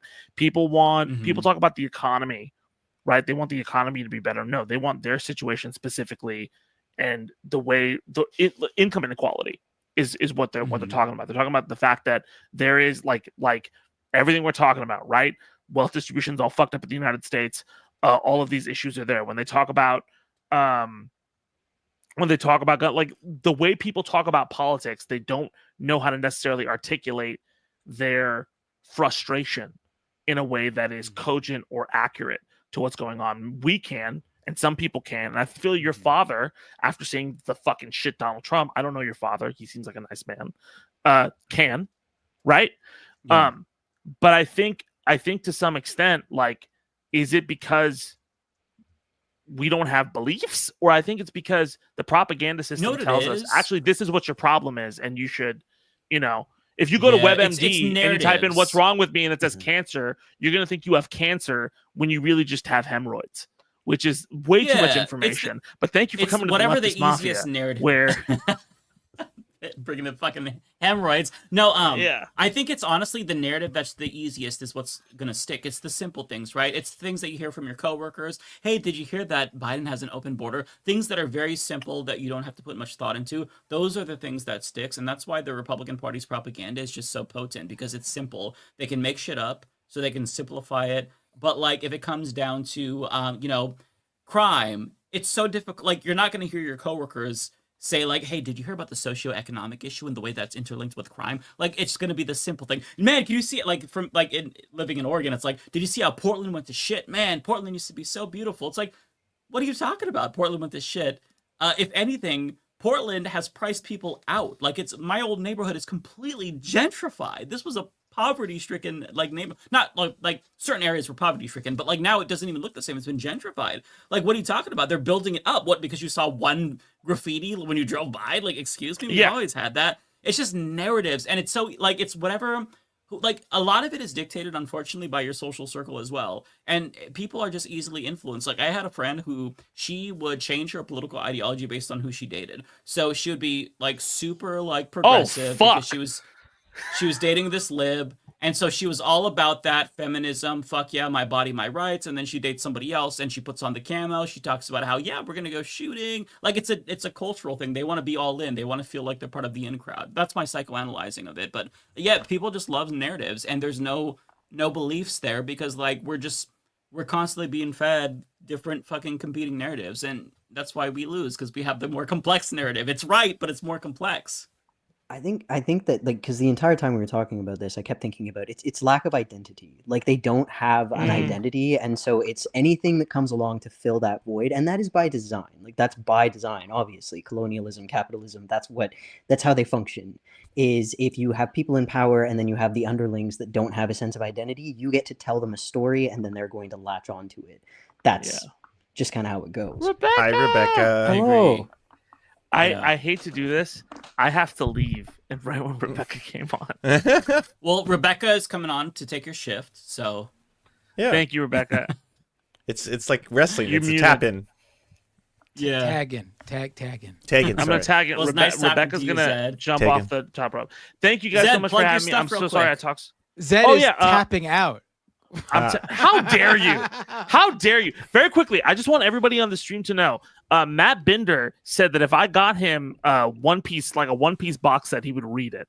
All right, did so I not want say that. everybody. Once I He saw 100%. exactly- Mike is once my I saw witness. exactly He's how offering long you a a One gift. Piece- Yeah, but I I'm not refuse to. I refuse. All right, all right. offering I you a just, gift. I just want to get it from me. Yeah. That's very nice. That's so but I'm much. offering no promises that I'm reading a You're not 46 volume of Zed, give it to me. Get 122 volumes, but okay. Very quickly, I host a show called Freestyle the News. Every I will single read Sunday. I watch. I do a show called Zed Talks where I'll talk about certain things that are happening. I also do a show called Grift Watch where I analyze certain people and see how much of a grifter they are. You can find me on YouTube.com/ at Zed Tabani or whatever. Just type in ZAID Tabani into something and you'll find me. Also, I do all the music for Evo for fighting games, so we're working on that. And so if you like fighting game music, come find me and everything like that. I'm really mad I don't get to continue the conversation with Rebecca here, and we were really cooking. And I'm so sorry I took up so much with me talking like with my ADHD like a fucking idiot. So I appreciate all of you, and you're wonderful. I still can't hear you, Rebecca. Yeah, you're still muted. Well, take care. Zed is Thank you actually so running much for away, coming. Rebecca, because he was talking mad shit about you before you got here. Now he can't. First off, Matt, face Matt, you once- if you don't now want me that to go in you're on here. your haircut, bro, I'm about to. Excuse me. Excuse me. First off, I gotta get that finesse ride too. Okay, so all right, okay. I appreciate y'all. Talk soon, and thank you. Bye, Finn, it was Zed. really nice to meet you. Yeah, Take yeah, care. nice meeting you. Bye, Lance. Bye, Mike. Bye, Matt. Peace. Bye. I like Grift Watch. I enjoy that one. It's good. Yeah, it's a good good. one. He did one on Ben Shapiro, and I think it was very good. Yes. Yes. Who's It was- the biggest grifter of them all? Is there a ranking? Like who gets S tier? He doesn't rank them. It's not like a tier system. Like he kind of takes one grifter and he breaks it down by criteria that he has. I mean, the biggest grifter of them all, is hands down, at least right now, after this latest stuff, is Donald Trump. I mean, what the hell? There's no bigger Yeah, true. grifter. The dude is raking in, is literally bilking his own supporters of money through his meme coin. It's amazing to watch. The meme coin was going down. So he announced that the top 200 holders of his meme coin would be invited to have dinner with him, and all of a sudden it pops. Actually, Yeah, and now it's popping. Wow. It went up a couple of bucks. People are buying it up, and it's at $12. And I'm sure on the other side, but I'm sure if you look on the other side, the second he announced that and it had that pop, his family members, because remember he couldn't sell right away. There was a hold. That's one Right. of the that was one of the draws, and that's a usual crypto thing to try to prove you're not a scammer. You have this mechanism where you actually can't sell off your holdings until a certain amount of time has passed, and that time is coming up if it hasn't already. So you got the Trump family looking to make even more coin now on their own holdings, and not just the fees they were bilking their followers on. So they need that quick pop. And they're getting it right now with the chance of a lifetime. Be one of 200 people to have dinner with Donald Trump. Amazing. So for anyone who doesn't speak crypto, I'm looking right now at the official Trump. And so when I think it was days, he launched it right before he became like president, I think like a couple days before, at its zenith, like the complete peak, it's $69.76 a share or token. Sorry. And now it's worth $12 a token. So if you were buying anywhere around the FOMO phase, which was basically like every single day after that and weeks after, there's a whole bunch of ebbs and flows, but it just barrels all the way in a downward trajectory for its entire lifetime. You lost so much money to go from like $30 a token or even $20 a token to $12 a token. Like you lost $8 per token in that situation. The only way you made out is if you had advanced knowledge that Donald Trump was doing Right. this. Or you just happened to be sitting home that Friday night, which is really funny because that same Friday night, right before the inauguration, was the same night as the official Donald Trump inauguration weekend crypto ball, when all of his cryptocurrency supporters got together and had a party in Washington D.C. And from what I understand, they weren't even insider enough to know about this because reporters there asked them was asking attendees about the Trump meme coin they just dropped, and they supposedly had no fucking idea what they were talking about. So you had to be like close to Trump to know this shit was happening. But I'm sure there were tons of people who were close to Trump who were given this advanced knowledge and who bought without a doubt, or were just handed tokens. Hi, Rebecca, is it working? Welcome back, Rebecca. No, it's still muted. Why? Oh my gosh. We're all having audio nightmares tonight. It's the worst. Oh, she forgot to press the mute button. Because there's two. So I never really noticed this one on the side, so I was being a boomer. But I always press this one, and then this other one underneath. I never press it, and I guess every time I was you have an logging older in- one. Which Shure microphone do you have? The M. Hold on, let me see. It's like 47. Let me see. The MV7? Yeah, that one. MV7. The first one though, not the MV7 Plus, right? No, the first one. Okay, This I one's had old. that one. That mic is. It sounds good, but it's got some real issues. Absolutely. The little- I complained to Shore about it. That's you how have bad the- it was. the- You complained to Shore about it. You have the shitty USB, mini Yes. USB. Did you speak to the manager? It's all janky and it's Yes, all, and it could fall at any time. At any time. Yep, that was the new one is the MV7 Plus, and they fixed all those issues and it's much better. Yeah, I would reach out to Shore and tell them you have a defective one and see maybe they'll send you the. Is that what happened with you? Yeah, I told them I had a defective one. What? And they sent it to you for free? Well, I'm also a tech reporter, so they want me to review the product. You did speak to the manager. I knew it. It wasn't like I complained at a retail store. I had a direct line to Shore. I'm a tech reporter. I told them that there is a major problem with this. Literally, some of the models of the mic Rebecca has, because it uses a mini USB cord, and those are not good connectors, especially with the way the mic is positioned. And I had not one but two of those mics that Rebecca has where the USB-C port itself broke off inside of the microphone. Inside. That little piece will fall off. My DJ from my show, Like It or Not, he had the same one. He had to buy the Plus, I guess the newer version. And what happened was that where the USB connects, that piece fell out. So you can't use it at all. So yeah, it's super faulty, but yeah, it's what we got over here. Yeah. See, I was telling Shore that there were problems with their device as in my role as someone reviewing it. I wasn't like going to Target and harassing the guy behind the counter. Did you weaponize your white tears, Matt? Absolutely, Did you he did. weaponize them? Did you use your white tears for evil?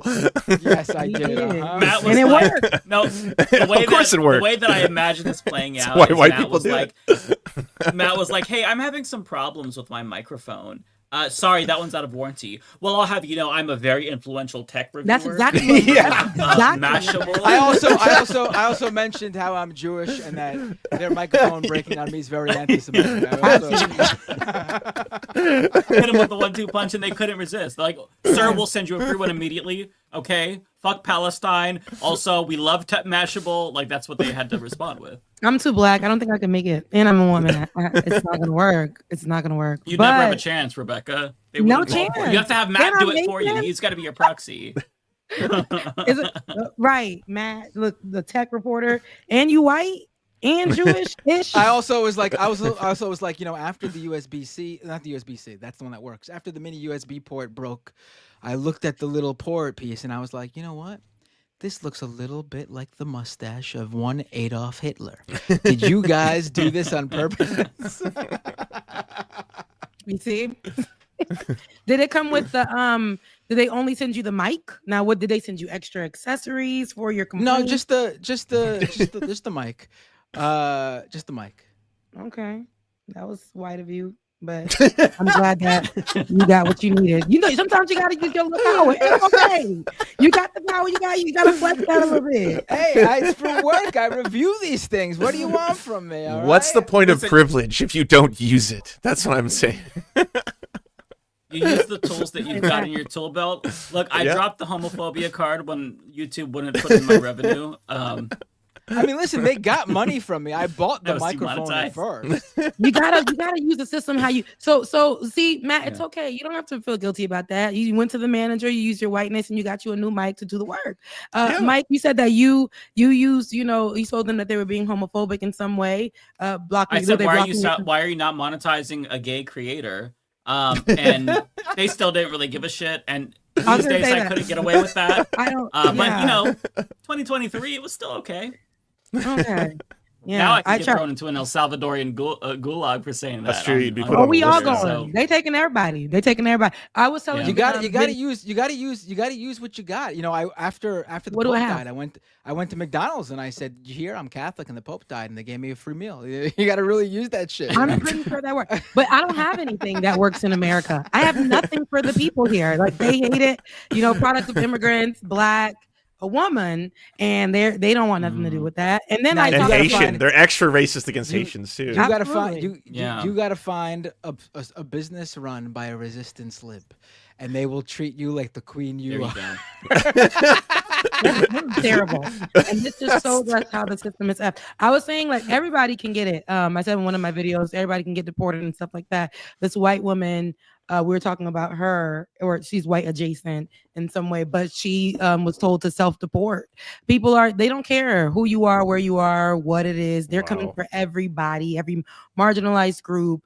They are attacking them and us, and they are telling folks we gonna get you one way or another. So a lot of people who thought it couldn't be them, and then everybody. So I remember you were saying, Mike, that they didn't give a damn when you complained to the manager at YouTube. They never gave a damn when they was taking my monetization away for doing this show, for doing Like It or Not.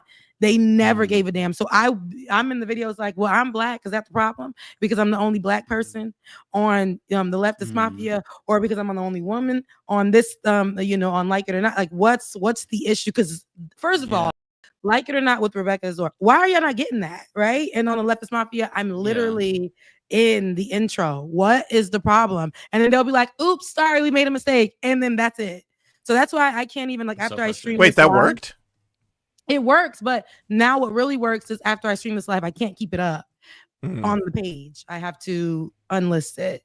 Because if I keep it up, they will, because I had this whole long conversation at first when they demonetized me. I couldn't even speak to the managers. They told me I didn't have a YouTube account. They told me I didn't have one. And so I had to go around by saying I had a different issue to speak to the managers. And when I finally got a chance to do that, they were like, oh my God, we are so sorry. Like that should never happen. Because I started going in, it's because I'm black, because I'm Haitian, the kind of content I do I was listing off all the things. And they just put it back on. They just, again, and it was a long conversation with them, but they were just like, oops, my bad. And that was it. And they just remonetize it. Well, YouTube kind of a bad look for YouTube when you have a podcast with a bunch of white dudes and you're the only one that can't monetize your podcast. Like, no, YouTube demonetizes. That is YouTube demonetizes mine too. Yeah, my Leftist Mafia episodes too. Yeah, YouTube demonetizes every single one because of the fucking theme song. Yeah. Oh well, it's because of your slurs, Matt. All right, the theme song is immaculate. We cannot speak ill of it. No, the theme song is great. It's all your slurs. That Macklemore owns it. Well, he does. Well, okay. Before I do that, I'm sorry, Swolesome. I didn't even say hello. Okay, I gotta make sure for the guests in the house because I'm always late, so I can't be rude to the guests. So, hi, how are you? Hi, I'm good. I'm glad that we got the mic sorted out. Yes, because it's good to see you. I don't know, good to see you too. Everybody talks so well about you, of course. I think I missed you on the last show that you was on with us. I want to say that you were a while back. So, but yeah, it's good. It's good to see you. Like I'm gonna say the same thing I've been saying to Lance. You're so beautiful. Like you're like the skin, y'all gotta drop the regimens because y'all just be coming on. And I was just talking to Olay about this. I was like, Lance skin, just I always have disappointing. Yeah, but I have disappointing answers because people are like, oh yeah, I use so many moisturizers and creams and all this kind of stuff, right? And I'm like, I shower every day. Oh, like, you shower every day and you have skin like that? How is that possible? Matt, please. We're trying to beat the allegations for white folks. Please. Please. I have a routine. I do have a routine. You have a routine. Yeah. Oh yeah. Nice. Oh, yeah. I have a routine. Yeah. Oh, yeah. I'm sorry. Sometimes you just need to let those natural oils do their job. Otherwise, you're gonna have dry ass skin. That's just how it is. It's giving flaky. Please, Matt. Hey, I get flaky when I love take this showers episode. every day. There's some chaos energy in the air today. I love it. They said, Matt, we're trying to beat the allegations. All y'all white, and you see, there's no allegations for me. I grew up with punk rock. There's no. He's not white. He's into punk. So you're trying to attack yourself. A white thing. Not showering because of punk rock. The smelly punk rock thing. I'm sorry, y'all. I bathe every single day for the record. Sometimes multiple times per day. If I go to the gym, Good. I bathe twice. I love that for you. I love that for you. Yeah. Every day? Okay. Yeah. And you wash your legs, right? Yes. You don't bathe every day?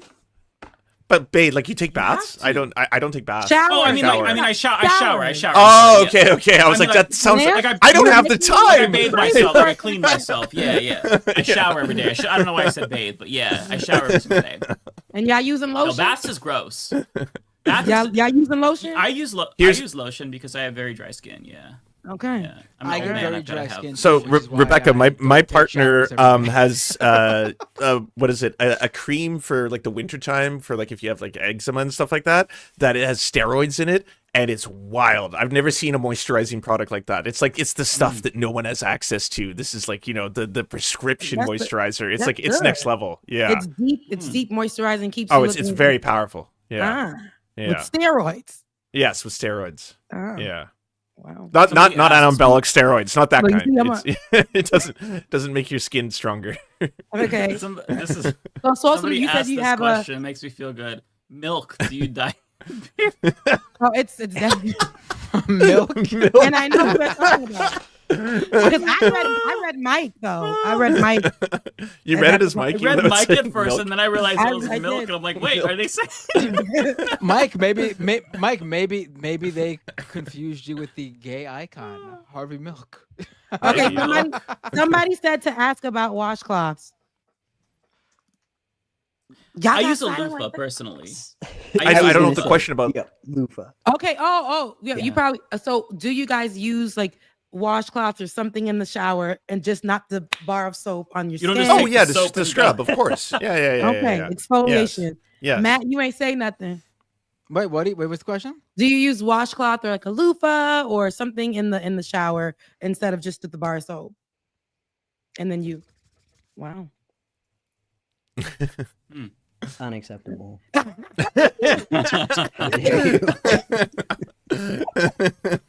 have like a separate. I have my loofah, and then I have like a special scrub brush for my feet because I don't want to use my foot brush on my body because like I'm weird. Like smart. It's yeah. I heard a rapper say that in a song where you don't use the same like washcloth or thing that you use for your. They said for your balls and then for your face. That's what. Yes, exactly. Yeah. Face only ever that's gets the hands. opposite for me. I have a washcloth that's just for my balls and face.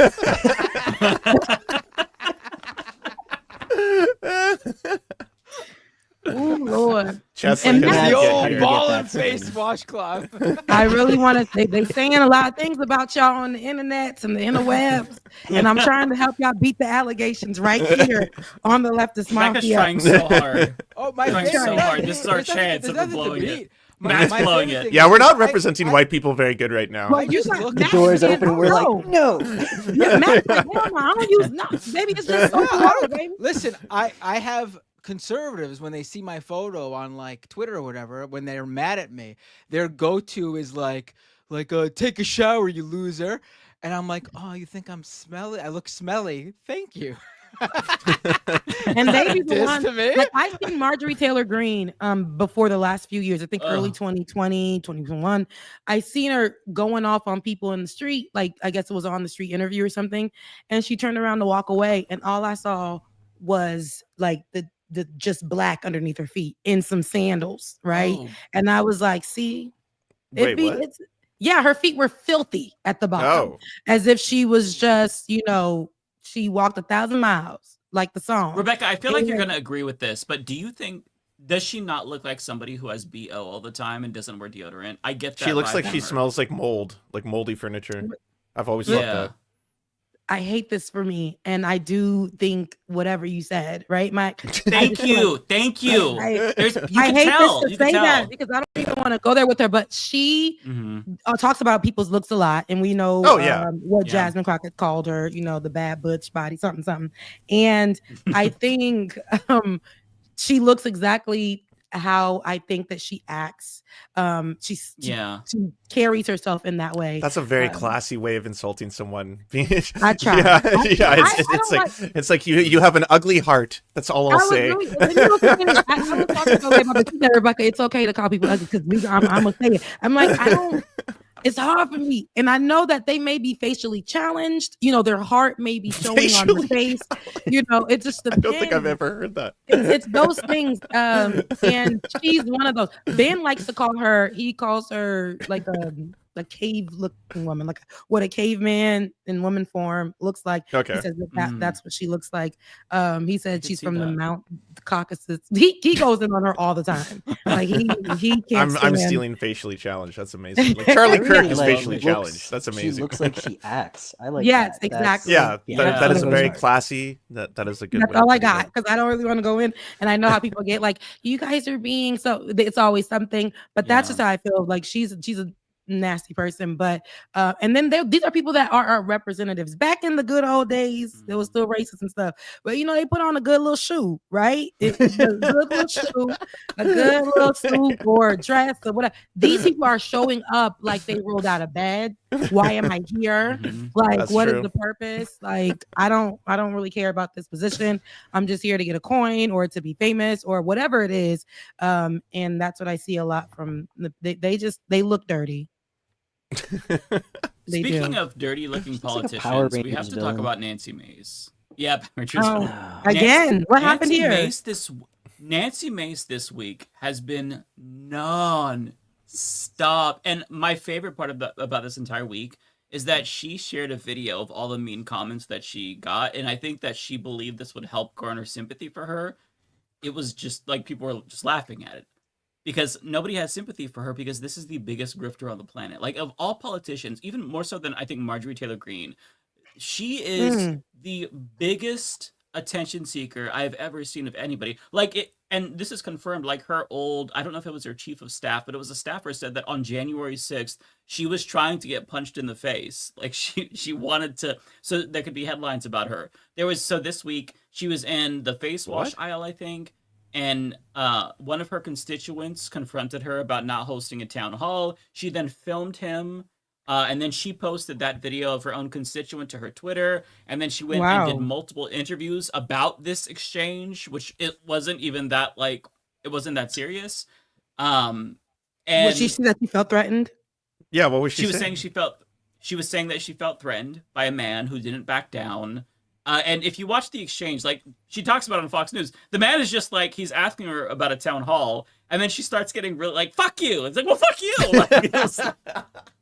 And then and then what's funny is that she's talking to him, and she's like, hey, just so you know, I supported gay marriage because he's seemingly gay. He's in the facial. I was like, so that's her presumption. Did he open with that? I'm gay, by the way, just so you know. No.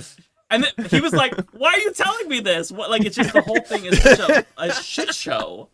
And then she posted, so in the aftermath of all of that, let me pull up the tweet. She shared that when a woman tells a man that she feels unsafe, it's his duty to back away. And even Matt Walsh responded to that, which was kind of funny to me. I love when they eat each other. Yeah, the leopard is great. The leopard so is amazing. Real men protect women.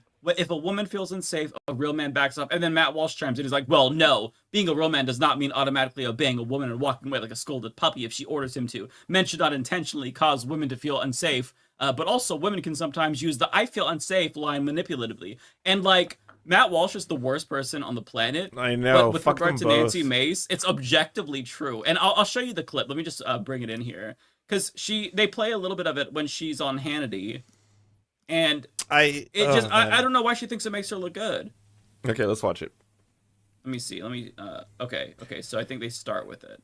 For the weekend, South Carolina Congresswoman Nancy Mace posted this now infamous video online after a man who is allegedly one of her constituents confronted her while she was shopping. Take a look. I do them every year. Every year. You want to keep going? Do you want to keep going? Keep harassing me? You could have gone to a dozen town halls last year. I asked if you're doing any more this year. It was one simple question. Yeah. Are you doing a town I've hall already this year? done one. I'll do Are plenty you doing more. any more this year? It was a simple question. You're always invited. Okay, sweet. We'll look And out by for the an way, actual invitation. I voted for gay marriage twice. So I'm just saying, it has everything to do with Do it. you think everything about me has to do with gay marriage? do, That's absolutely. your first stance when you Yep. speak with me? Because you He never people on said. the left are I know. crazy. So, You're absolutely crazy. I'm absolutely You are. crazy. And get out of my face. You're insane. Goodbye. You're insane. You're gonna me and you're Yep. gonna be voted Bye. out so fast this year. I I'm can't not. wait for you to I won Ooh. by so much. You're a disgrace to this state. That's what you are. He's not even I asked filming. you a simple question and No, she's the one who posted this. She thought it made her look good. disgusting. Get out of my face. Get out of my face. Try it. What's your name? What's your name? What's your name? Yep, I sure did. You're saying me is In the middle of Get the Ulta? f- out of my face. Now. Do you think you're a cop? Identify yourself. Give me It's your a name. peaceful weekend afternoon going shopping, right?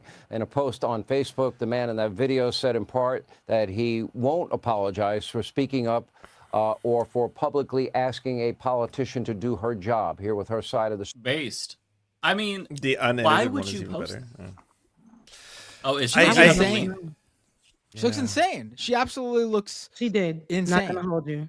I hate how people weaponize a very real thing because it makes it very hard to critique. You know, like it's basically, what am I going to do here? Am I going to mansplain why she wasn't in danger actually? You know, and that's the whole weaponization point. Like the whole point there is like you're stuck in a situation where you can't criticize something for its validity because she's like, oh, so you're victim blaming, and then you're like, no. I if you told me that you felt frightened in a supermarket, then I would believe the story. I'm not going to say don't believe someone, but if you've posted the video of it and we see it with our own eyes for what it is, then I mean, what are we supposed to do here? Well, this is somebody who did she not just like a couple of months ago? I'm pretty sure it was Nancy Mace, where she accused somebody of assault, and then people who were there, like multiple witnesses, were like, "No, he shook her hand. He didn't assault her." And then she walked in the next day with like a fucking sling on her arm. I'm pretty sure this was also Nancy Mace. I didn't mean to laugh. See, right, So- Rebecca? See, you're in a... It's just the theatric.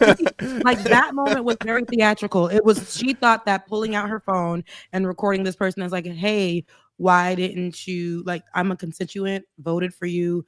Where's the effort? Where's the work? Like, I think that's supposed to happen. You're in the middle of Ulta. I understand that. It was a very But- nice Yeah. interaction. didn't even record it. Didn't even, like, this seems like somebody who was actually sincere about that.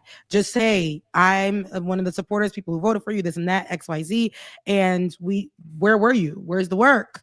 And that was offensive to her. So immediately she had to start recording. And how are you going back and forth, cursing out someone, never presented themselves as gay, never said that, but you're prejudiced behind, just wanted to go and say, and just so you know, I have a gay friend. Yeah, I know. And she like- was in the So- skincare aisle, so Yeah. just saying. And she also said that it was because he was wearing Daisy Dukes. That's a callback. Those are hoochie Yeah. daddy shorts. No, Get Thank together, you. Miss May. Thank you. They was in the Thank hoochie daddy you. crew. They was. That's terrible. But listen, I'm here here to talk about, how you trying to change things, and here you are worried about what I look like, And then it was the clapback. The clapback was good, but still, The way you voted she for this person. escalated though. Like, Yeah, it was she nice. kept ramping up, and it was just he's literally just asking, but that's what she wanted to do. She took out her phone because she genuinely wanted to have this viral moment, because she did multiple interviews. It wasn't just Sean Hannity. She went on other interviews. She tweeted about it multiple times. She had the picture of herself. It's wild. And sorry, go ahead, Lance. Well, I was just going to say, if I saw her, I would be yelling that you are a transphobic piece of shit. And then she would have complete fair dues to have a clip of that and be like, this person was like yelling at me. They were being mean, blah, blah, blah. Right. Like this was someone who was like, I'm one of your constituents and I was hoping you'd come to a town hall. It was like the friendliest possible. Yeah. Yeah. We need you to pull up. We need you to show up. We need to see the work. We need to see what you're saying. We didn't vote you in to just become a celebrity or just to become a talking head or to tweet out things. We yes. You should be able to be challenged by you should be able to have conversation, be held accountable. It should not turn into this whole thing and the people are coddling her. Of course, Fox News and the right, and we're going to see that, but it didn't make her look good to everyone else, because this is somebody who is on your side, who is a conservative, who is, and here you are showing exactly why they should be holding you accountable. Now, why you voted for this lady in the first place, but you still deserve to be able to hold them accountable. That should not be something that was blown out of proportion in the middle of Ulta. And as you said, Swolsome, in the skincare, it should just never have gone down like that. It's a skincare show. Yeah, right. We're giving a lot of skincare vibes on this episode. Wait, Mike, are you frozen? Yeah, Mike's frozen. I was too much. It's pretty funny. It took me a while to notice it too, because I was just like, you're just listening very intensely. Yes, right. Really hanging on. Yeah. It's every word. Mike is pissed. Okay. That's what Nancy Mace does, though. She does that, and most Republicans do. Like, this is the tactic. This is not just Republicans, but like bigots in general. This is the tactic where they yell their version of the story so much that they just force everybody else to take it on. Pay attention. Yeah, like I remember it was and I'm not gonna get into the whole like policing women when they're coming forward with like talking about an assault they experienced, that kind of thing. Like, I'm not gonna go there. But when she was talking to this interviewer who was asking her about this accusation that she had made against this man who allegedly assaulted her, he asked a question, a very astute question. I cannot for the life of me remember what it was, but it wasn't victim blaming. It wasn't like trying to erase her experience, anything like that. And she just started yelling, "How dare you try to shame me as a victim?" And over and over and over again. And every time he tried to be like this, I'm just asking, because I think the question was about how she was attacked by a man. So what does that have to do with trans women? And he wanted her to make that connection, which is a very fair question to ask, because she was using it to justify banning trans women from using women's bathrooms. That was her justification. And he's like, okay, but if you were like, aren't men the problem then, if I'm remembering correctly? Like, it was along that line. And she just started yelling, "How dare you try to shame me as a victim?" And that's just what she does. She just yells her story and forces it on everyone. A made up story at times too. It's like these people want, when they are called out or whatever, or just to have a conversation, it is to be oppressed so bad, right? On the other side of it, wanting, because if you, especially because it's what Karens do, when you yell out these type of things, like, you're hurt, this person is trying to attack me, then everybody will make sure they come and be like, "Oh my God, like, you can't even be safe, you can't even be this, like that's what the narrative will become, instead of what they're actually asking. You're not going to want to answer that question, again, being held accountable or wanting more clarity on something. They'll never answer it, especially somebody like her. Every time that I've seen her, it's been that issue. Isn't this the same person with the name drop over there on CNN on the panel when they were having that show, and then she didn't want to say the name correctly and they were effing up her name, and is that the same lady? I don't think so. Or if it is, I haven't seen that clip. I didn't know about that. Mace is her last name? Yeah, Mace. It is her. It's her. It is her? Uh-huh. Yeah, I remember because she was on the panel. I had to find it to make sure. Huh? Let me see what she looked like. We should watch that clip, Nancy Mace. Is it? I also Let me have see. another clip of her where Yes, she's it reading is her. hate This is the comments. one. She's the one that claimed. Oh, they got real messy after that one. Even though he should never text her. One of the people on the show that got her together about Miss saying Kamala's name. It was one of them, and they were saying, get it right or something, and I forgot his name, but he texted her something to say, hey, there's no bad blood here, whatever. Hearted it. I think she put it out there and said that I think she said, like, look what he did, like, look how he's coming at me or whatever. She's known for this type of behavior. She's messy in that way. So It's going to your earlier point, even if you were to take like Nancy Mace out of the conversation, like it's just a common tactic on the right. It seems to constantly just pretend that you are a victim when nothing is like they all want to play oppression simulator. I feel they'll be like, you have no idea what it's like to go out wearing a MAGA hat and be judged for the way you look instead of like the content of your character. You could take the hat off, bro. Anytime you want. It all makes the very convenient narrative of a common enemy too, right? Like it's because the fine print there is like, these leftists are attacking me. See how dangerous these people are is what it always comes back to. It's like it's in addition to wanting to be oppressed, they really want to rally their base against the imaginary oppressor, which is of course people who are pushing to challenge the systems that keep them in power and give them all their money. Right. That was so true and eloquent. Facts. Okay. I feel so. like This is the it just video got that she elevated. shared of herself, and then after we That's watched the this lady. video, Look, that's her. Yeah, that's the one. She was trying to get sympathy for this video, but the comments, as you're going to see, were not very sympathetic to her. So this is the hate comments that she receives. So here you go. Listen up. Nancy Mace is a nasty bitch. I would pay money to see Mace get fucking decked in the mouth. Nancy Mace is a literal cunt. Nancy Mace is a cunt. Happy Easter. That's the tweet. Nancy Mace is such a cunt. Useless piece of straight trash. Nancy Mace is a disgusting pig. This is the hate comments that she receives. I have to go back. 'Cause I'm sorry, this last one is a fucking banger. This? Why would you post this about yourself? And like, I could see reading hate comments to be funny. I gotta but she's say, reading this hate video comments is because great she wants sympathy. This video is a gift to anyone who has a soundboard and needs some good sound drops. Right. And she has the perfect RM olive Brown. and everything. I just love the Happy Easter. That's the tweet. Nancy Mace is such a cunt. Zone? Yeah. In fact, Tweet. can you send Nancy this to me? I Mace need is to make such a a cunt soundboard in now the mouth. specifically because of this video. It's so funny because look, she's trying to read it like be serious, like, oh my god, I'm such a victim, when this is just fucking hilarious. I'm sorry. Money to see Mace get fucking decked in the mouth. Nancy Mace is a literal cunt. Nancy Mace is a cunt. Happy Easter. That's the tweet. Nancy Mace is such a cunt. Useless piece of straight trash. Nancy Mace is a disgusting pig bitch. We need to bully this ugly bitch back to the closet she came out of. You're just a lying ass cunt. Nancy Mace, you're a dumb rat. Bitch. You're an absolute bitch. You whore. You're a piece of shit. Nancy Mace is a worthless cunt. You're a horrible excuse for a human. Like, that's all they Fuck call off, them. bitch. I sincerely hope that you and all the Trump people can go where you deserve, and that is straight to hell. Nancy, for someone with the bone structure of a fucking man, you should shut the fuck up sometimes. I want you to shut the fuck up.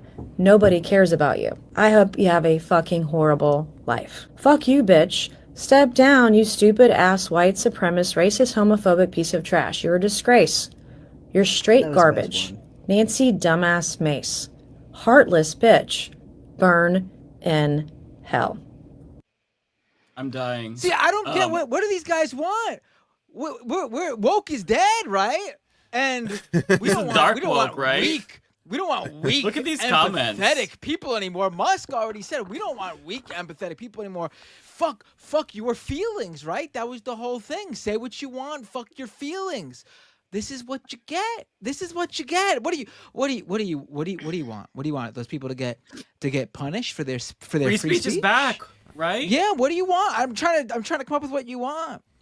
Like you're onto something there. Reserved for them. It's only This is reserved exactly for what them. Yeah, that's this is at the exactly what core you of all of wanted. this, right? This you were up there. You were up there calling trans people. You were using the T slur. You were calling them. She trannies. literally called her constituent the T slur to their face at the last town hall. This is what you want. This is what you want. See, And then typed it out censored too. She wanted to be all hardcore, and then she was like using the T slur a bunch, and then she added the asterisk. I was like, why are you going halfway with bigotry? What is this, bigotry light? Like, are you trying to be like Hitler Jr.? Like, what's going on? Come on. She honestly probably did that just so she wouldn't get caught by Elon Musk's little. Oh, it's allowed. Oh, it's very allowed on the Everything app. It's actually quite encouraged on Twitter. The Everything app. They love their transphobia there. There's no reason for her to. There's no reason for her to do that. She probably doesn't know, honestly. But like, this is what you guys wanted. This is what you guys wanted. This is the world that you created. You want this shit. You want people to fucking be able to say what they want. They want it. They want it. What scream you get. At each other 24/7. This is what you get now. So I dropped in the chat if you want to roll that one since y'all haven't seen it. Her on CNN mispronouncing Kamala's name and saying she could say how I want to see this clip. I've never seen it. And it was like last year August, I believe, somewhere around that time. But I dropped it in the private chat. I don't know if I saw it, but let me. Kamala's you almost got it.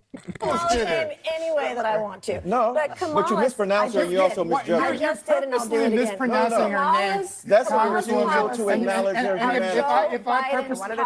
If I purposely mispronounce your name, that would not be appropriate. Policies are Joe Biden's policies. She owns it. You're normalizing that kind of viciousness, man. 33 times. She was the deciding vote. She was the vice president on Joe Biden's bill. We know that times the deciding vote on Joe Biden's bills in the Senate. She has to own them because she was his vice president. However, we all know that the vice president is not setting the policies. The president is. And that's why she should come out and tell the American public what she thinks about the issues, because the American public is craving to know, is she going to pivot? Does she agree with what she said 4 years ago or not?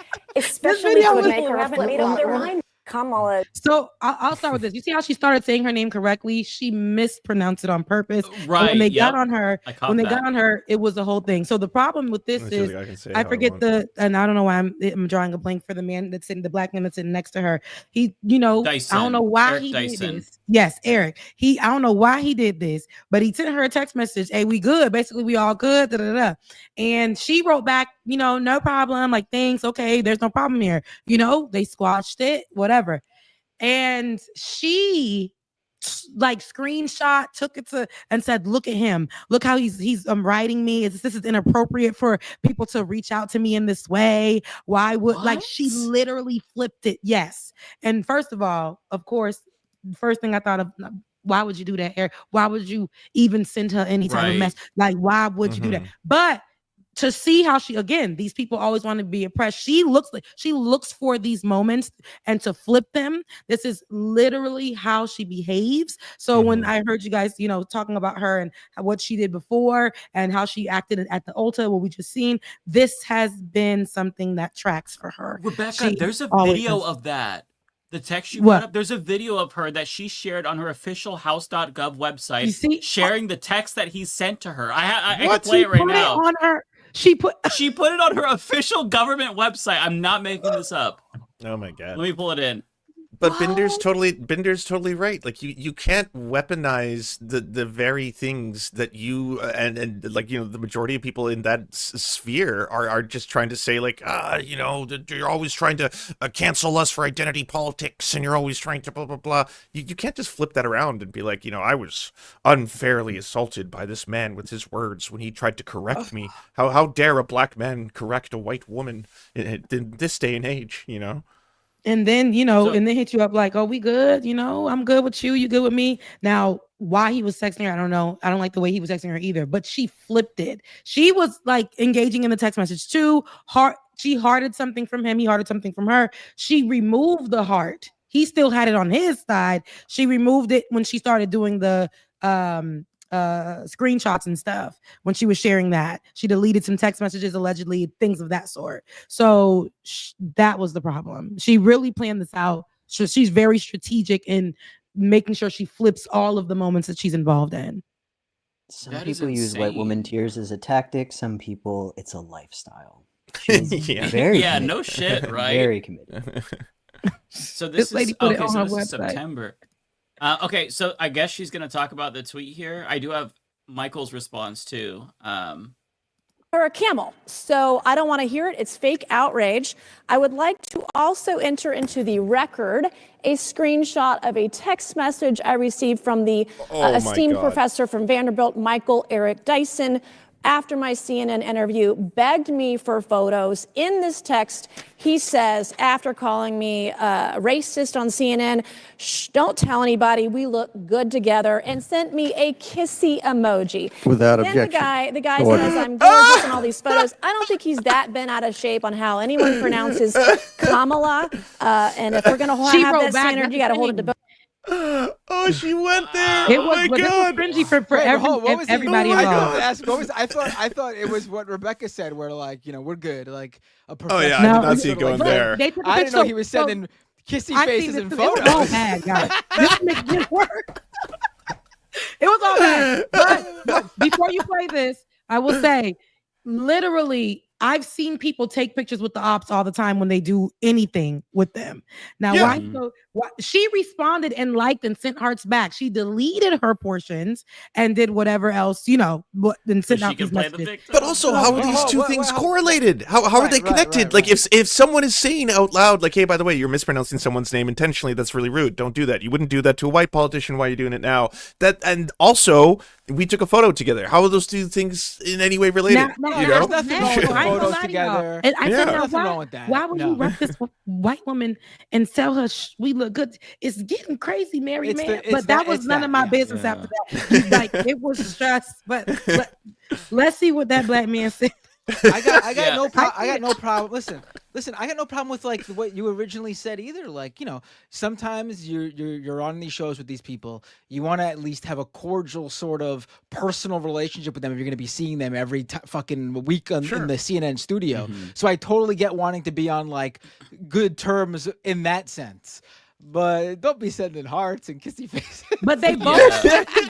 I know, I'm too white to criticize it, but I just gotta say, it's crazy because I was just simply. I thought it was inappropriate for the texting and the style of the texting. However, outside of that, here she is. She was writing back. Y'all got each other's number already. Anyway, yeah, that in and of itself is weird. You see it all. So I'm like, so you're trying to play and all this other stuff. If you were that worried or felt like here he is trying to, but you were writing back. So now you're being, again, she's being strategic. She knew she could use this moment, flip it, and do what she does. But you can't play the "he wants me" card in the same sentence that you're saying I shouldn't have to correct how I pronounce black people's names. Like like those are two separate things, right? Like she's trying to change the whole thing into true. Was it wrong of him to hit on me at this moment in time? Like you just shouldn't be at the very least, like, first of all, you shouldn't be having these sort of conversations with anybody, but you definitely should not be giving people like this any sort of ammo whatsoever. Like you gotta be like completely out of touch to think that she wouldn't have used, like, again, if it was just a cordial friendly coworker type thing, like, I just wanted to reach out to you and say we're on good terms after what happened. Don't worry about it. That's fine. I get that. But you can't give them any ammo that makes it that would even be construed as something inappropriate, regardless of whether it was inappropriate or not. I agree. And don't tuck yourself to them. Don't over apologize. Because they're going to use it against you in some way, shape, or form. They are going to use it against you. Take your little picture and go. I understand, like you didn't have to do anything else. Now we can watch the response. I found it cringy too. But the thing is, if you know who Michael Eric Dyson is, he's somebody who can poetically put together things, kind of like Zed, but poetically put together things always, especially for the Black community, and give us great talking points, powerful moments, especially for Black folks. So we love, especially in education as well. So we love that. Now in this, I'm gonna take your word for it because we look good together. It doesn't sound like his best work.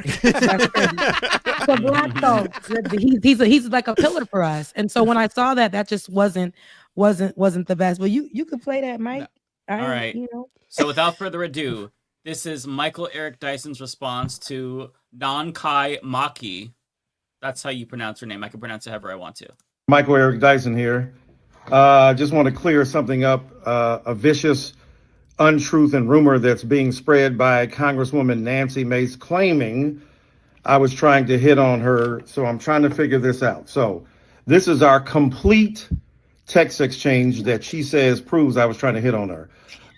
We were on CNN together. She was vicious. She was nasty. She refused to call Kamala Harris by her right name.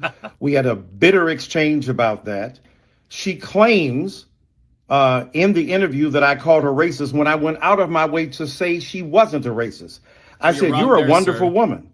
But let me say this to you, because I know you probably didn't understand this or mean it. But when you call Kamala Harris out of her name, that is perpetuating a legacy of inequality and of white subordination. Like I was like, this is a very people. Eloquent response. Oh, so you call me a racist? No, I didn't. So she's looking for some reason to try to exploit the situation. I know that still isn't convincing. I sent her. Abby Phillip, the host of the show, suggested we take pictures. I said, let's take a picture. She said, Abby said, when you post it, then tag me too, and then we'll have fun. Because the whole point was two bipolar opposites. Michael Eric Dyson on one side, Nancy Mace on the other. That's not the so terminology. I sent her and she said, great pick. And I said, don't tell anybody. We look good together, with a laughing face and a kissy face. And my point was, don't tell anybody, because we are bipolar opposites. I feel like he's on trial right now between Matt and Rebecca. I'm on the other side of the spectrum. And she said, ha, ha, ha, ha, ha. And I said, well, your gorgeousness makes the photo, so there's that. A little smiley face. Again. Oh, he did. I'm sorry. I'm against him now. I'm against him. Oh no, we lost Mike. No, man, it's you and me. We're gonna be the final remaining vote. He said, "Your gorgeousness makes the photo." But guilty. She said something to how he looked first. Now we got to remember that it's all cringy. And I was like, my gosh, please delete this video. You should have never said nothing. But why do older people talk like this online? I've noticed this is a thing specifically with a certain age group. They talk to each other so inappropriately. They send hearts and kissy faces. They have no idea what that actually means. I think that's part of it too. But like, it's also like, I don't even send hearts and kissy face emojis to my wife. That shit's corny as fuck. Well, you're right. My mom, her Haitian behind, she sends every emoji. I'm like, lady, did you just flick me off? Like she doesn't know. She's just using everything or whatever. She thinks everything is great. But in this particular case, I do think she was wrong. She, of course, deleted her exchange and how he was replying to her. He thought it was all cute and sweet because she said, great pic. This is great. He said, we look good together. She ended up saying something about how he looked. He replied back how she looked. And I think all of it was very inappropriate. I do, especially because you did like, that was inappropriate. This lady is the ops. She sat there and mispronounced Kamala's name on purpose, stood 10 toes down on it. You should have kept it at great pic. You should have thumbs up that. We already know when somebody sends you a thumbs up, it could be very rude, right? It could be whatever. You should have sent the thumbs up and went on your way. This was a terror to me. She made it this big. Of course, again, strategically. Like you're saying, it gave her ammo, right? That's the biggest thing here is that you gave a horrible person the weapon and ammunition that they needed. Give me a little bit, and I will use that. Yeah, and I will make the world of this. I will make sure I strategically. She sat there in the middle of them and said, pulled up a photo, deleted her portions, deleted her stuff, and then pulled up as if it was just him engaging in this conversation alone. But it was, it was back and forth. Even though I believe it was all inappropriate, it still she did drag it like she does everything else.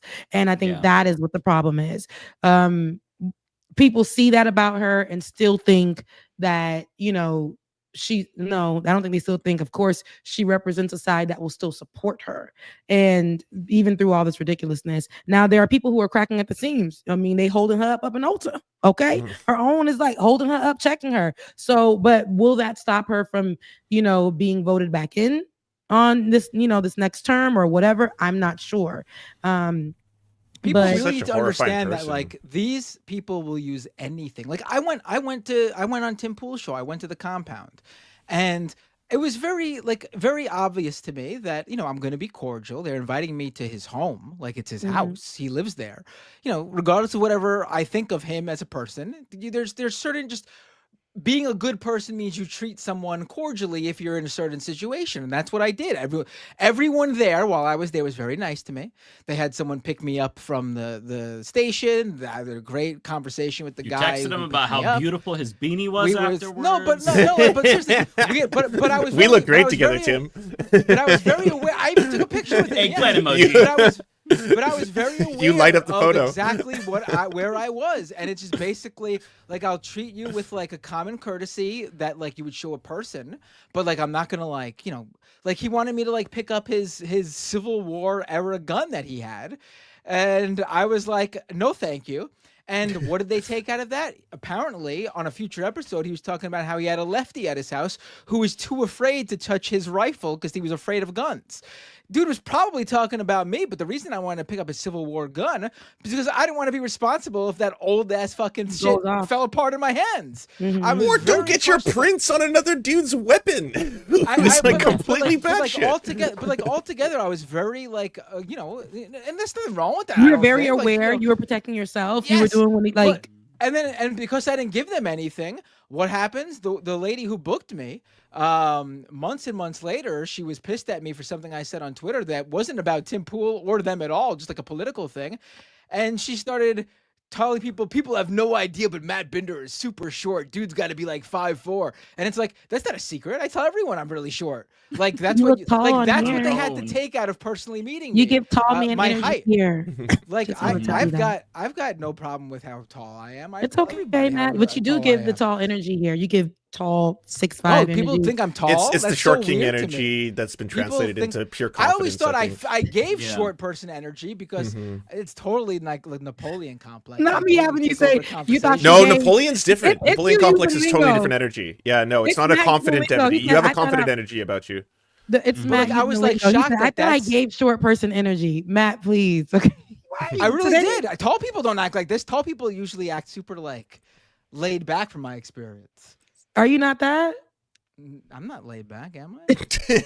No, he's so jacked up on caffeine all day. Yeah, I'm fucking 24/7 like I've been pounding Monster Energy drinks or some shit. Somebody said I But, thought like- he was tall. Somebody said I thought he was tall, but rise up, short king. No, Okay? but like that was like my point to bring that up was like I didn't even give them anything, and they still Yeah. tried to use something that they Against thought you. was Mhm. was not known by the broader public against me Mhm. for no reason. Yeah.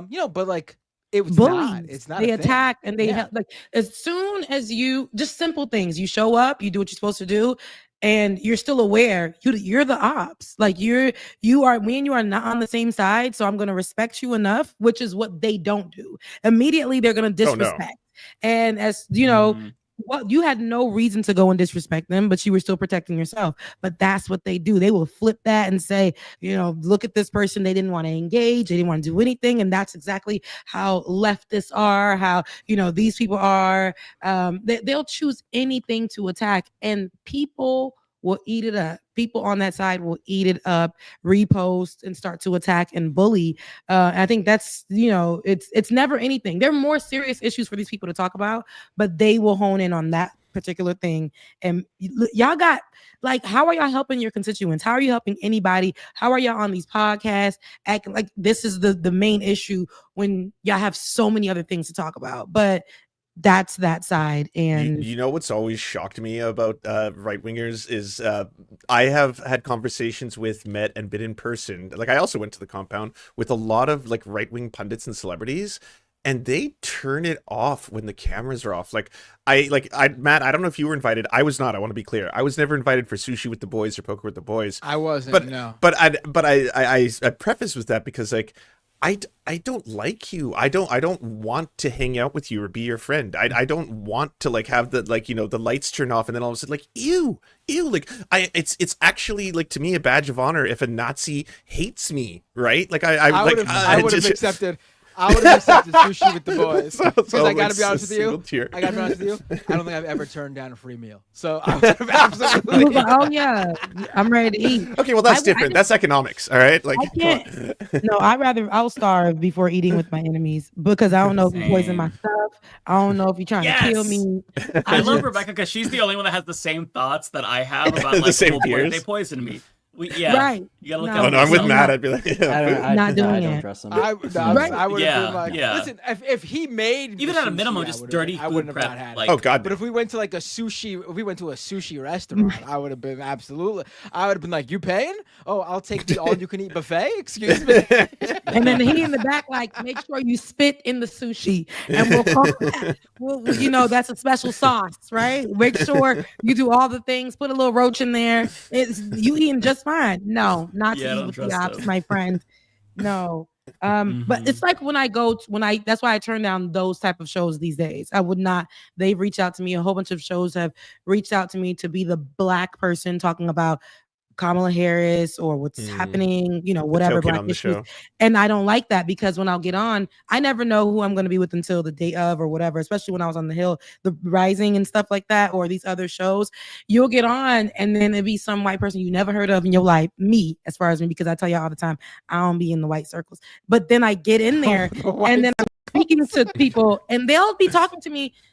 We'll be going at it. They like, and I just am like, this is really taking my energy from me because these people are talking about things and their points are useless. Nothing is sticking. I'm here arguing with all of these people for no reason. And then at the end of it, they're like, all right, guys, Rebecca, so nice to meet you. We got to do this again. And I'm like, you ain't never going to find me. You're never going to find me. Because it was becoming draining because I'm going back and forth. I'm debating with these people. I'm getting a little angry. I didn't know that this would be the conversation. This is where the conversation would steer.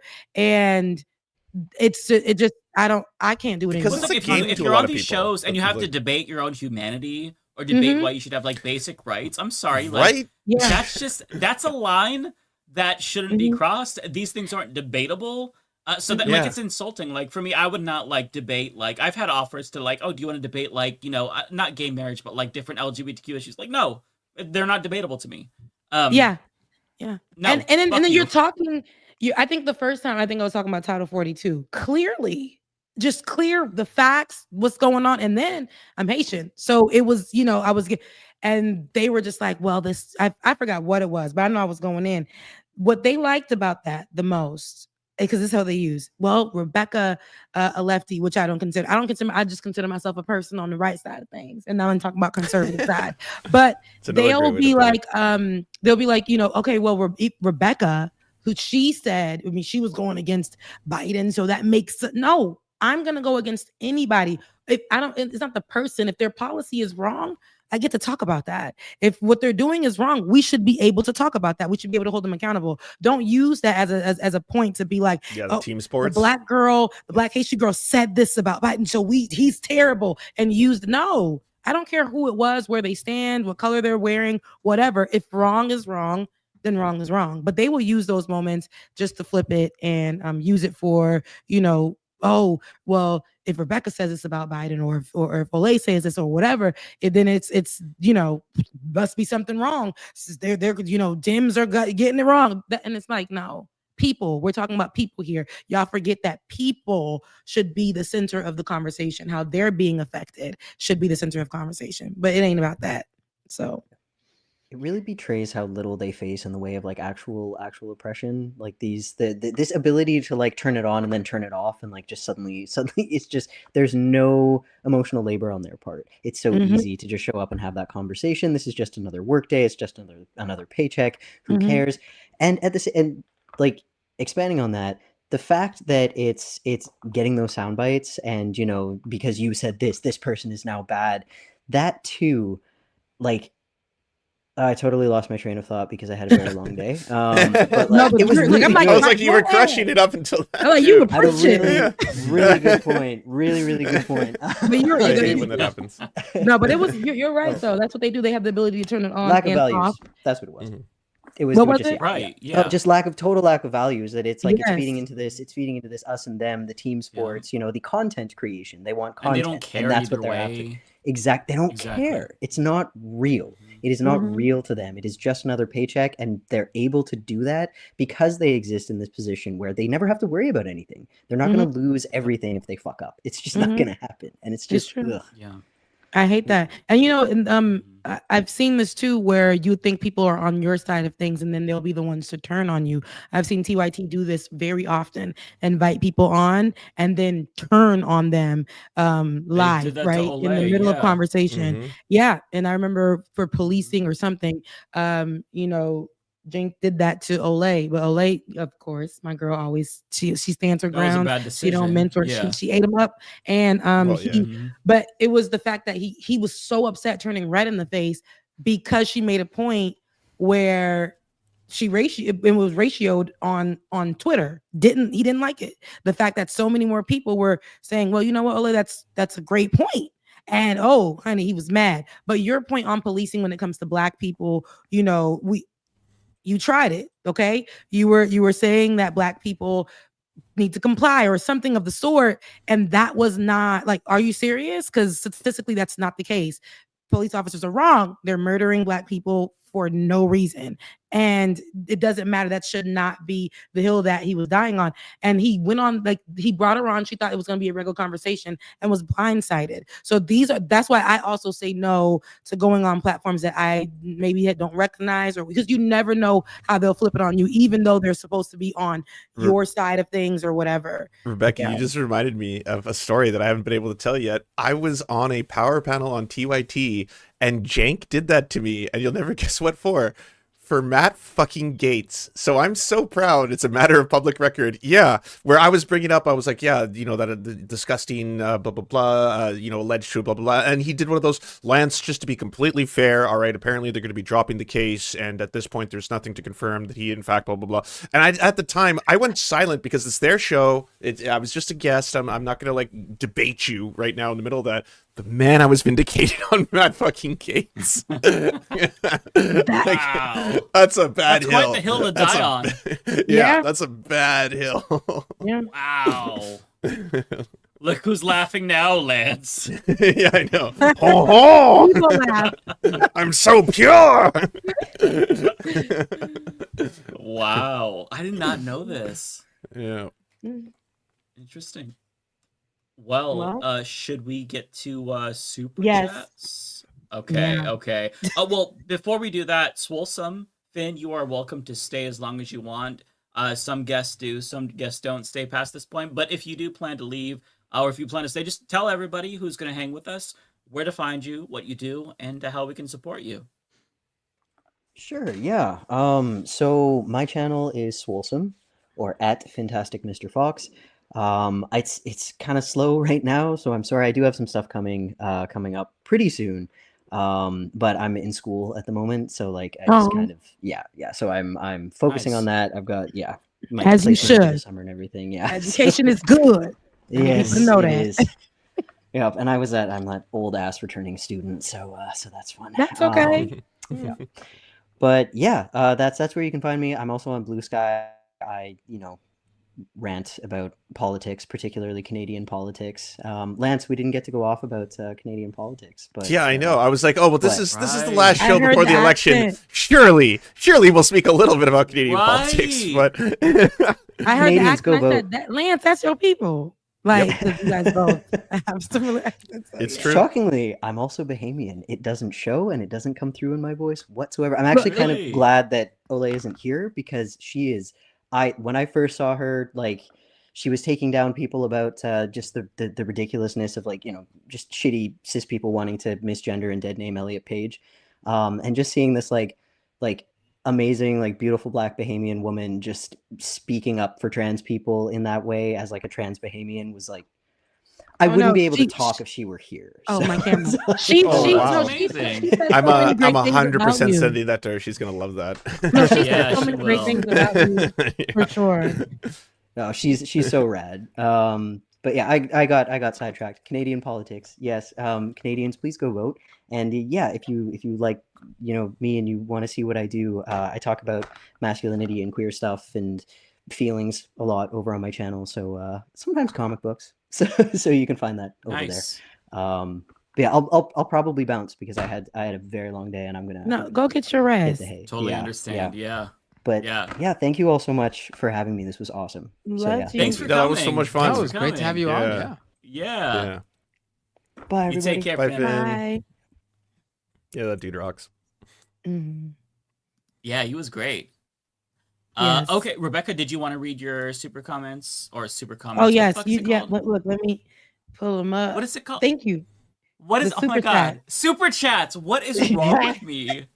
Like There's super something in called? the Is that air what you were tonight. This was a chaotic evening. This was. I don't My think we talked about brain is anything that was broken. actually newsy. We were like talking about shit from like We were talking about 5 months skin. ago. We were. Yeah, we were talking about cream. And it's because I came on and I brought chaos. Oh, The Rebecca, it Pope was so died, chaotic and we the didn't whole even show. talk about it. Yeah, that's also true. There's been a lot. We haven't caught up for a couple of weeks though. Before you start, Rebecca, I totally forgot to say this. As here's as a white person experience, I adored Dave Chappelle. I was obsessed with his like stand-up specials and his comedy, and he had a sketch in one of his comedy specials about, and I didn't know this until he did it, about how it was about a white family and a black family switching husbands and wives and being absolutely revolted to find out that white people, the entire family, uses the same bar of soap. I was like, wait, what? There's a whole thing about this subject on TikTok, and I watched like they were like clips of a lot of people who do podcasts from different ends of the earth, child. And they're women who talk about you don't need to wash your hands after you come from the bathroom. Wait, like I'll go. Oh. She literally was, and then her friend was like, yeah, I don't use them anyway. So she talks about how she walks into the bathroom, runs the water, and listen, just a waste of time. Runs the water and acts like she's washing her hands, but just going around the water, and then shuts it off and walks out, and then go on about her business. And then like there was like a whole like somebody put all the clips together of people on podcasts or people on TikTok talking about, there are people saying you shouldn't wash your skin because this is what happens to it. You shouldn't, like it's Oh no. It's a lot of white people. no. I know. No. I remember my friend next door growing up, her mom used to say, "It's Tuesday." You know what that means. And we wasn't like babies. Like we were like at least 8, 9. Like, it's Tuesday. You know what that means. Back time. Back time. Oh my god. So Tuesdays and Thursdays is for baths. I'm sorry. Something is wrong with white people. We have to get it together. Okay, we need to have a Hey, meeting. hashtag not all white people. It shocked me to learn the soap thing, okay? Because there were people on their thing. Yeah, I know. I wasn't raised like that. So I guess it's just how you're raised. But I remember watching this love show. It was like a relationship show way back in the day, around the days of Flavor of Love. It was a random show with the mom and their child. No, it was not a love show. It was a mom and daughter show, whatever. I don't remember the name of it, but I remember there was black family, black mom and daughter, white mom and daughter. And the white mom and daughter they didn't take shower for days. And then one day they decided to. And the black mom said, so y'all not gonna take showers? They were like, who takes showers every day? I'm not taking a shower. I'm like, not doing that. And they were just like, so it's been 3, we got here on this day, and I never seen you hit the water. Who takes shower? The white people were so offended that they said to take a shower. Offended. Wow. I said no. Oh my god. I'm just remembering. Rebecca wasn't here when we talked about that white guy dancer in CPC, Lance. Oh, we should show her. Yeah. Oh my god, Rebecca. You gotta see it. You gotta watch She it. has to see this. I think I Oh, said you have the link, Lance. I should have saved the link. But I you Where? have Oh to see man. this. People are gonna say that we've been calling It's for a white new genocide level or of something white people soon dancing. because That's yeah, what I I know think. we're just going way too hard. I know. I'm like, I don't all want to go hard I on the could white do folks. is sit here and smile because because I got Matt's nothing to like, that's say. me. That's me. She talk about. All right, it's in the chat. I will Okay, say I will okay. say my kids do take daily regular showers. As they That should. is, you Because gotta I feel like for the kids. You gotta get the Because get at it a in their certain system, age, yeah. you know, the pee They'll is get no sick longer less like little often. apple juice. It's acidic. The kids is out here. Y'all gotta They take gotta get showers. cleaned. Yeah, they gotta get Okay. cleaned. What I choose to do to myself is my own business, but my kids are taken care of. And you're right as a white man.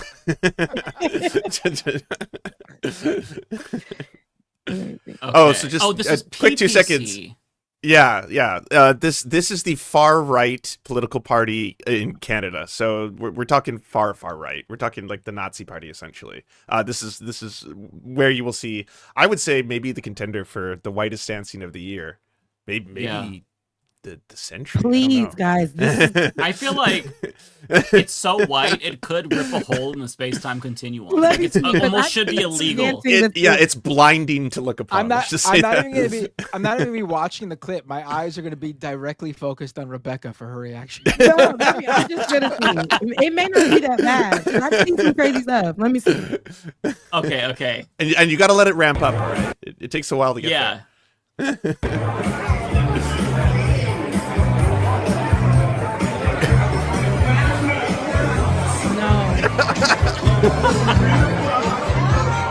No.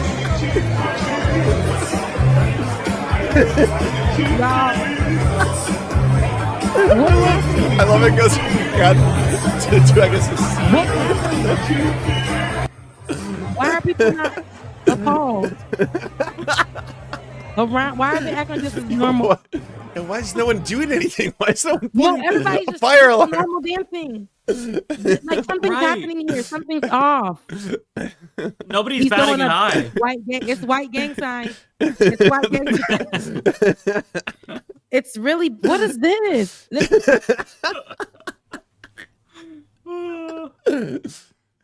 Who teaches like what? How do they? Really, Oh, this can't be taught. This is au naturel. You know, This you have just to be. comes like. Why? No, you're born. is You it- got to be born with this. Come on, you know. Why is that the first moves that they make? Like I see this type of stuff. Like, is this what they're? What are they? What's the sound that makes them do? Like, what is it? I'm just so there's. Yeah, we spent like so much time on this last time we talked about it. I'm still confused. Well, I love that it goes from the gun to like, oh, maybe, I think it's PPC. I think he's trying to do a P and then a C. That's got to be it. It's giving. okay. Look, you know how when you tell your kids, you know, you'll be sitting around. I ain't got no kids, so I don't know this, but the people with children mate. But you're just sitting around, and then the kid comes, "Mom, look what I can do," and it's just like, go sit down somewhere, because you're just like, what is it? What is it? Y'all could have kept that one because this ain't. This is drugs. Much. This is drugs. Get him out of here. Yeah, we can. All right, today was a pretty rough day for white folk, and I gotta be honest, we're gonna have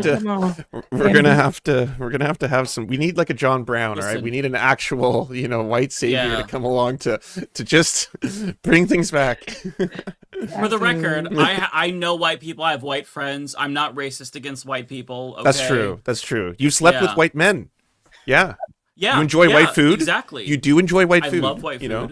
Yeah. Yep. Yeah. Yeah. So I don't think you're a white racist.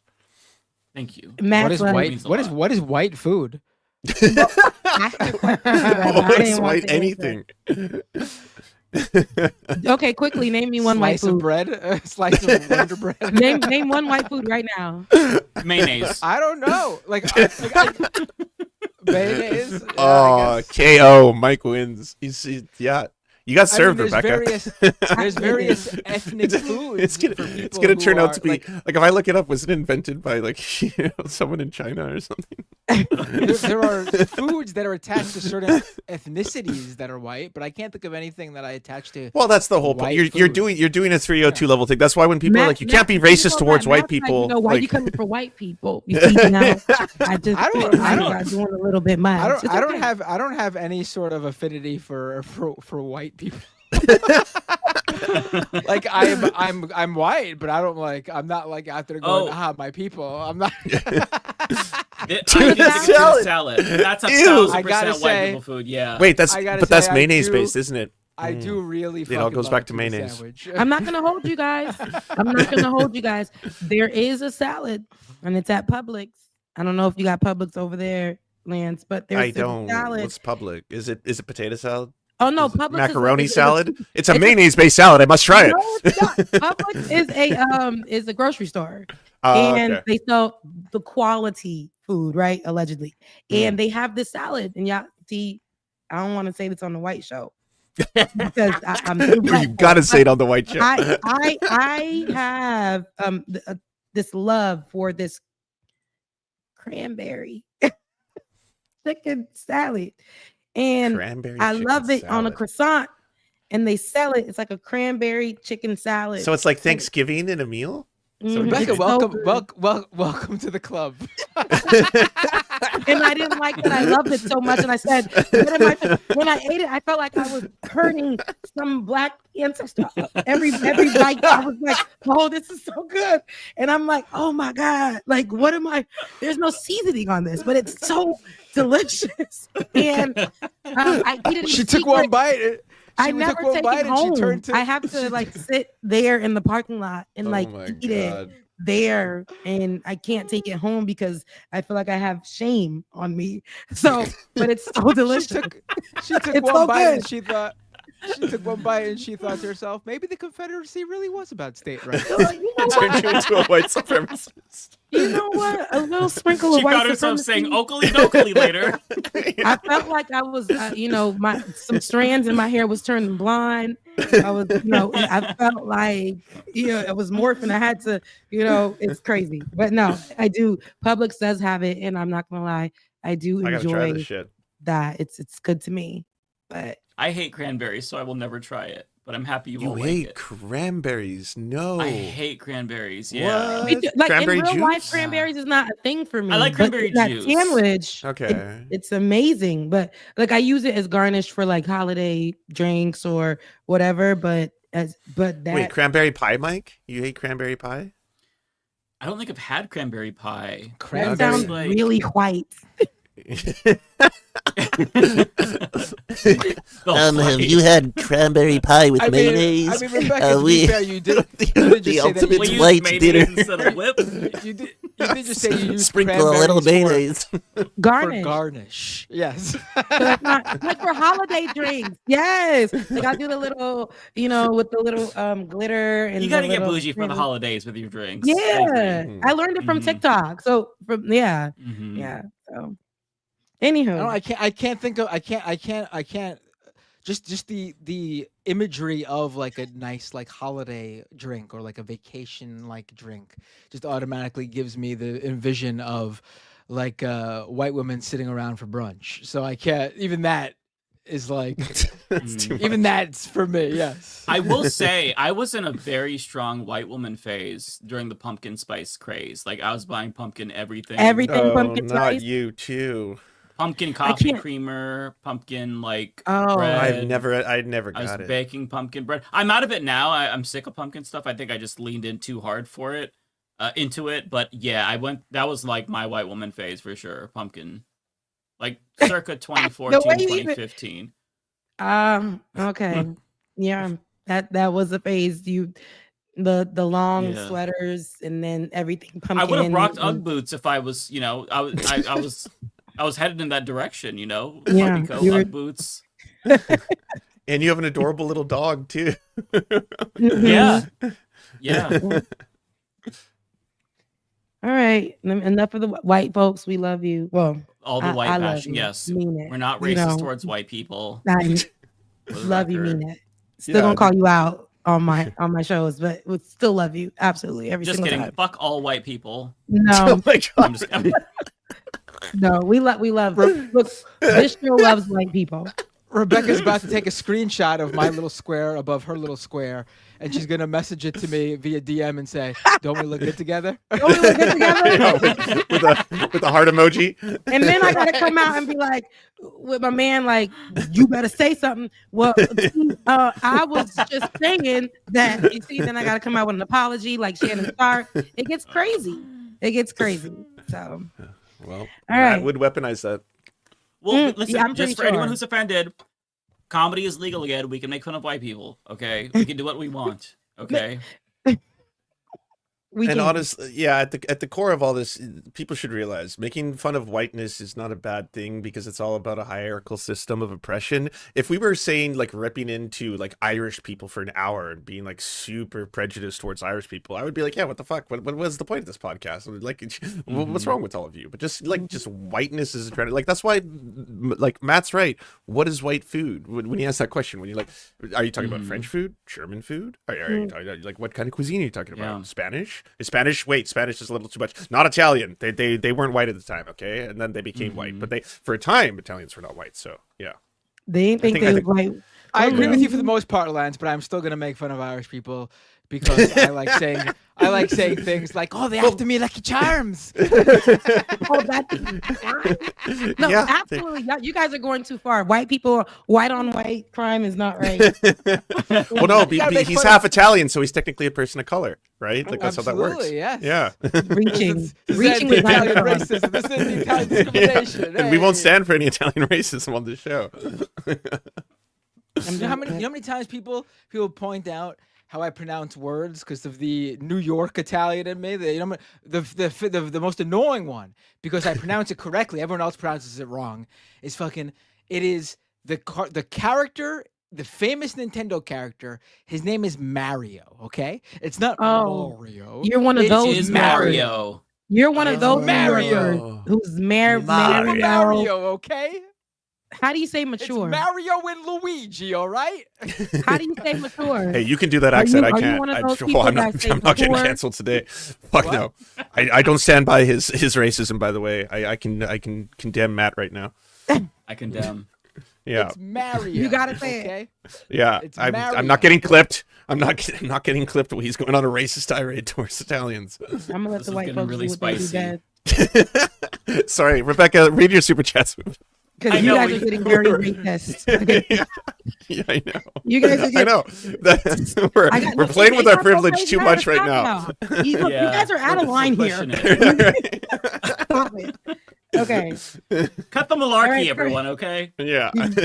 Absolutely. And mayonnaise I don't want no is delicious, parts of though, it. by the way. It gets a bad rap. I don't know why. I'm just going to throw that out there. Oh, Lance. It's the whitest thing about me. Yeah, there you go. I'm going all in. Mayonnaise is good with yeah. having a nice tuna sandwich on a roll. No, you with ruined lettuce, it. What are you, tomato. You're talking about Subway and again. So mayonnaise. much worse. That's beautiful. It's a beautiful thing. You know, It's a so beautiful there was the R.I.P. to her. But the show, Harriet the Spy, or the movie Harriet the Spy, that was my favorite movie. Even though she wasn't a journalist for real, that's what got me into journalism. That movie, my mama had got it from the library. We were supposed to bring it back, we never did.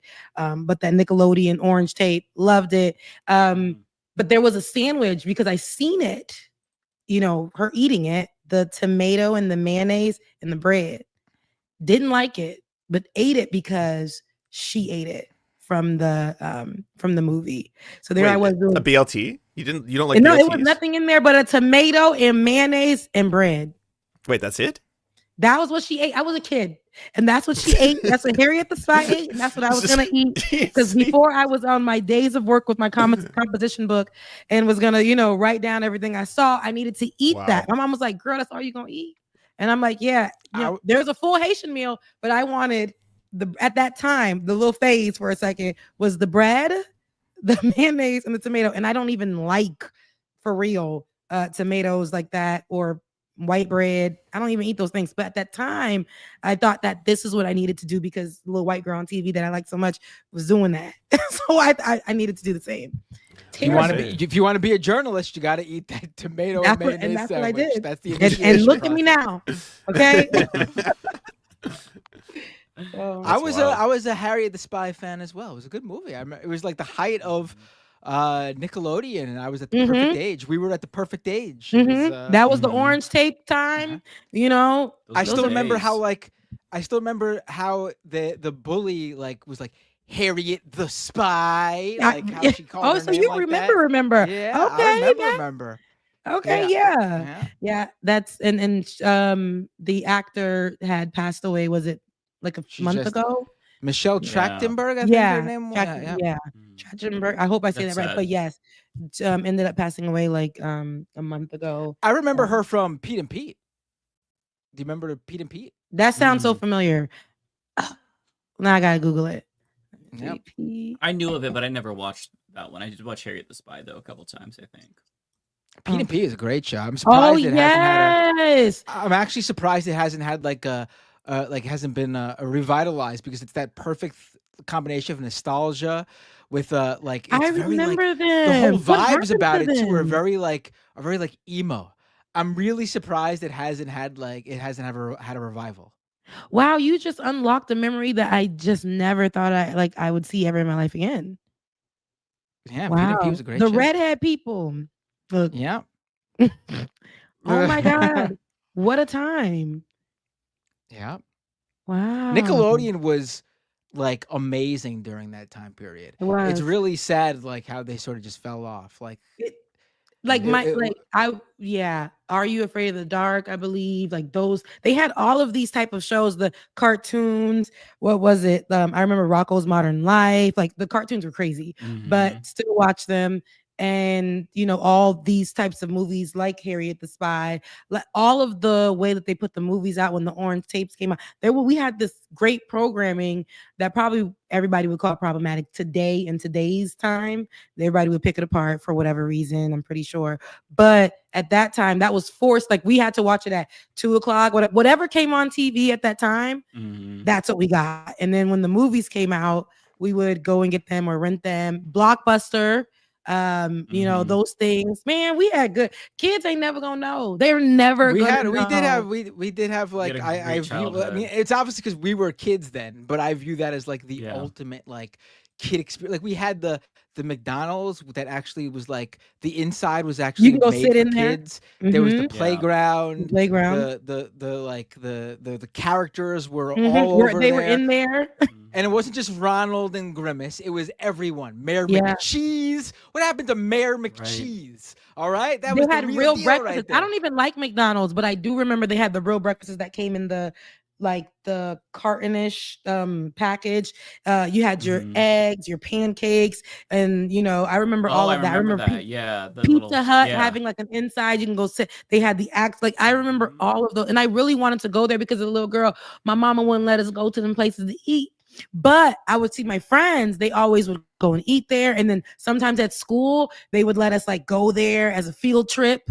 Cheap field trips, right? They would let us, we would think it was the biggest thing ever to get to go and experience that. Even the commercials were good. Like even the advertisements were good. I still remember the ads for. I remember the fucking McDonald's commercials. Like, do you believe in magic? Like that one. Oh, I remember the Cocoa Krispies reggae monkey who is like, they want my Cocoa Krispies. It was great stuff.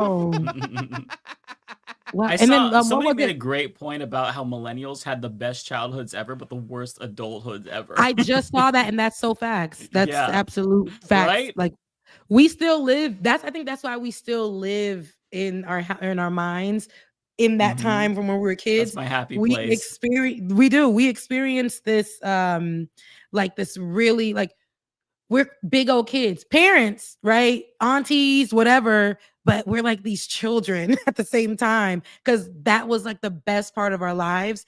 And then we became adults and we've seen a lot and we're pretty young too to be these adults right now. But I think that's why we tend to go back to those moments. When I hear music from that time, it makes me feel good. When I see things like how you just unlocked that, look, they make me feel good. I remember happy moments, and as far as and like you mentioned, Blockbuster was an experience. It was. After school. I was Friday after obsessed with school, you'd go to the Blockbuster. local Blockbuster. You would, for me, you would pick either a video game for the weekend or a movie for the weekend every time.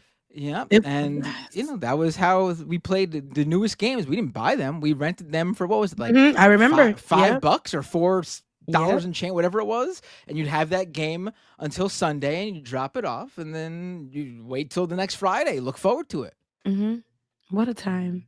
What a beautiful time. I'm glad we experienced that, because when I see children today, like I had my nephews the other day, not too long ago, and we spent some time together, and I have to do this thing where I'm like, we're going to have phone's going to be down. We're going to have movie time just so we can do 2 hours together without them being on the phone. And then they got the headphones where you don't even know if they're listening to you or not. Earpods are in, and I'm talking to them. They're like, I'm talking to you. Take them out, okay?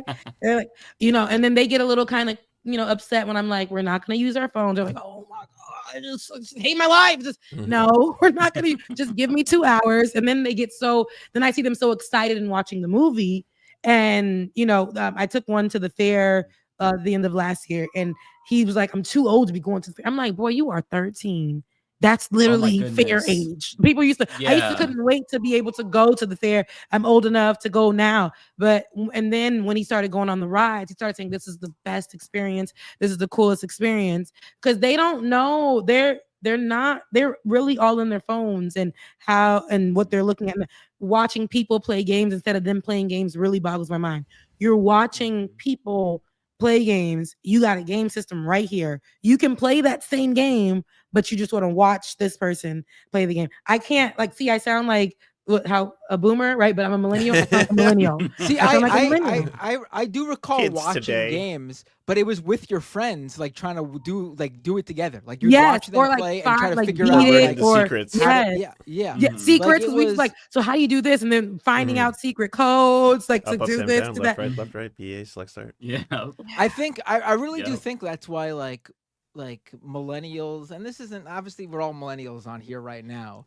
Thank God our resident Gen Zer isn't here right now. Don't even come for Ariana. We love you, Ariana. No, but We miss you. I really do think like the time period we grew up in sort of set us up for the current moment. And why, like, poll after poll shows we're the generation that's most likely able to tell the bullshit. And that's obviously not all millennials, but the majority is able to tell the bullshit from the bullshit and the real shit from the real shit.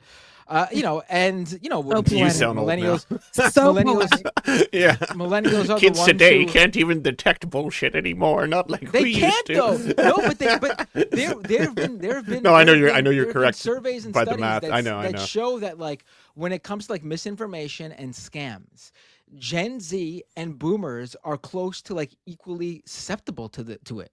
Like you would think that Gen Z, because they grew up from the very moment they were born with this technology, that they would be on the up and up, but they're actually not. It sort of has made them too comfortable with it or closed their eyes to like the other side of it. Millennials are the generation that can tell this shit because we knew how it was like before. We're able to tell the scams apart from the scams because we were there since the beginning and we know what it is. Like, I'm really not trying to make us sound like we're the greatest. It's just the facts that we are. It is a fact. I was in the car and I was asking, my nephew's like, hey, if this device, here I go, if you got 2 apples, no, I was like, if the device here, you see the backup camera that I'm using, because he was like, why are you not using the backup camera? I said, it was a little delayed just now, and I got to make sure that we're getting out safe. So you use your rear view mirror, use both mirrors on the side, check your blind spots. You could just look right here on the camera. No, baby. What if you don't have this device in the middle? This is what the mirrors are for. He's like, well, I'm not gonna have to use that because my car is gonna have. Okay, see, this is what I'm talking about, because this is a technology. Technology can break out down at any time. And how are you gonna be safe on the roads, baby? How are you going to be safe on the roads? I said when I was taught to drive, you had to learn how to back up. You had to learn how to use all of your mirrors to back up.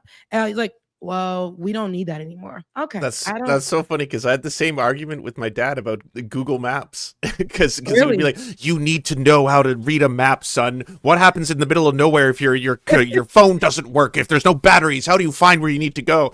That'll never happen. The battery life's fine. I got a USB charger. I'm fine, Dad." It gets crazy though. I remember driving from my first year when my dad brought my car up because we weren't allowed to have our cars the first year in college on campus. But when he brought my car up and then I got to drive home for the first time, we didn't have GPS was not a real thing for real.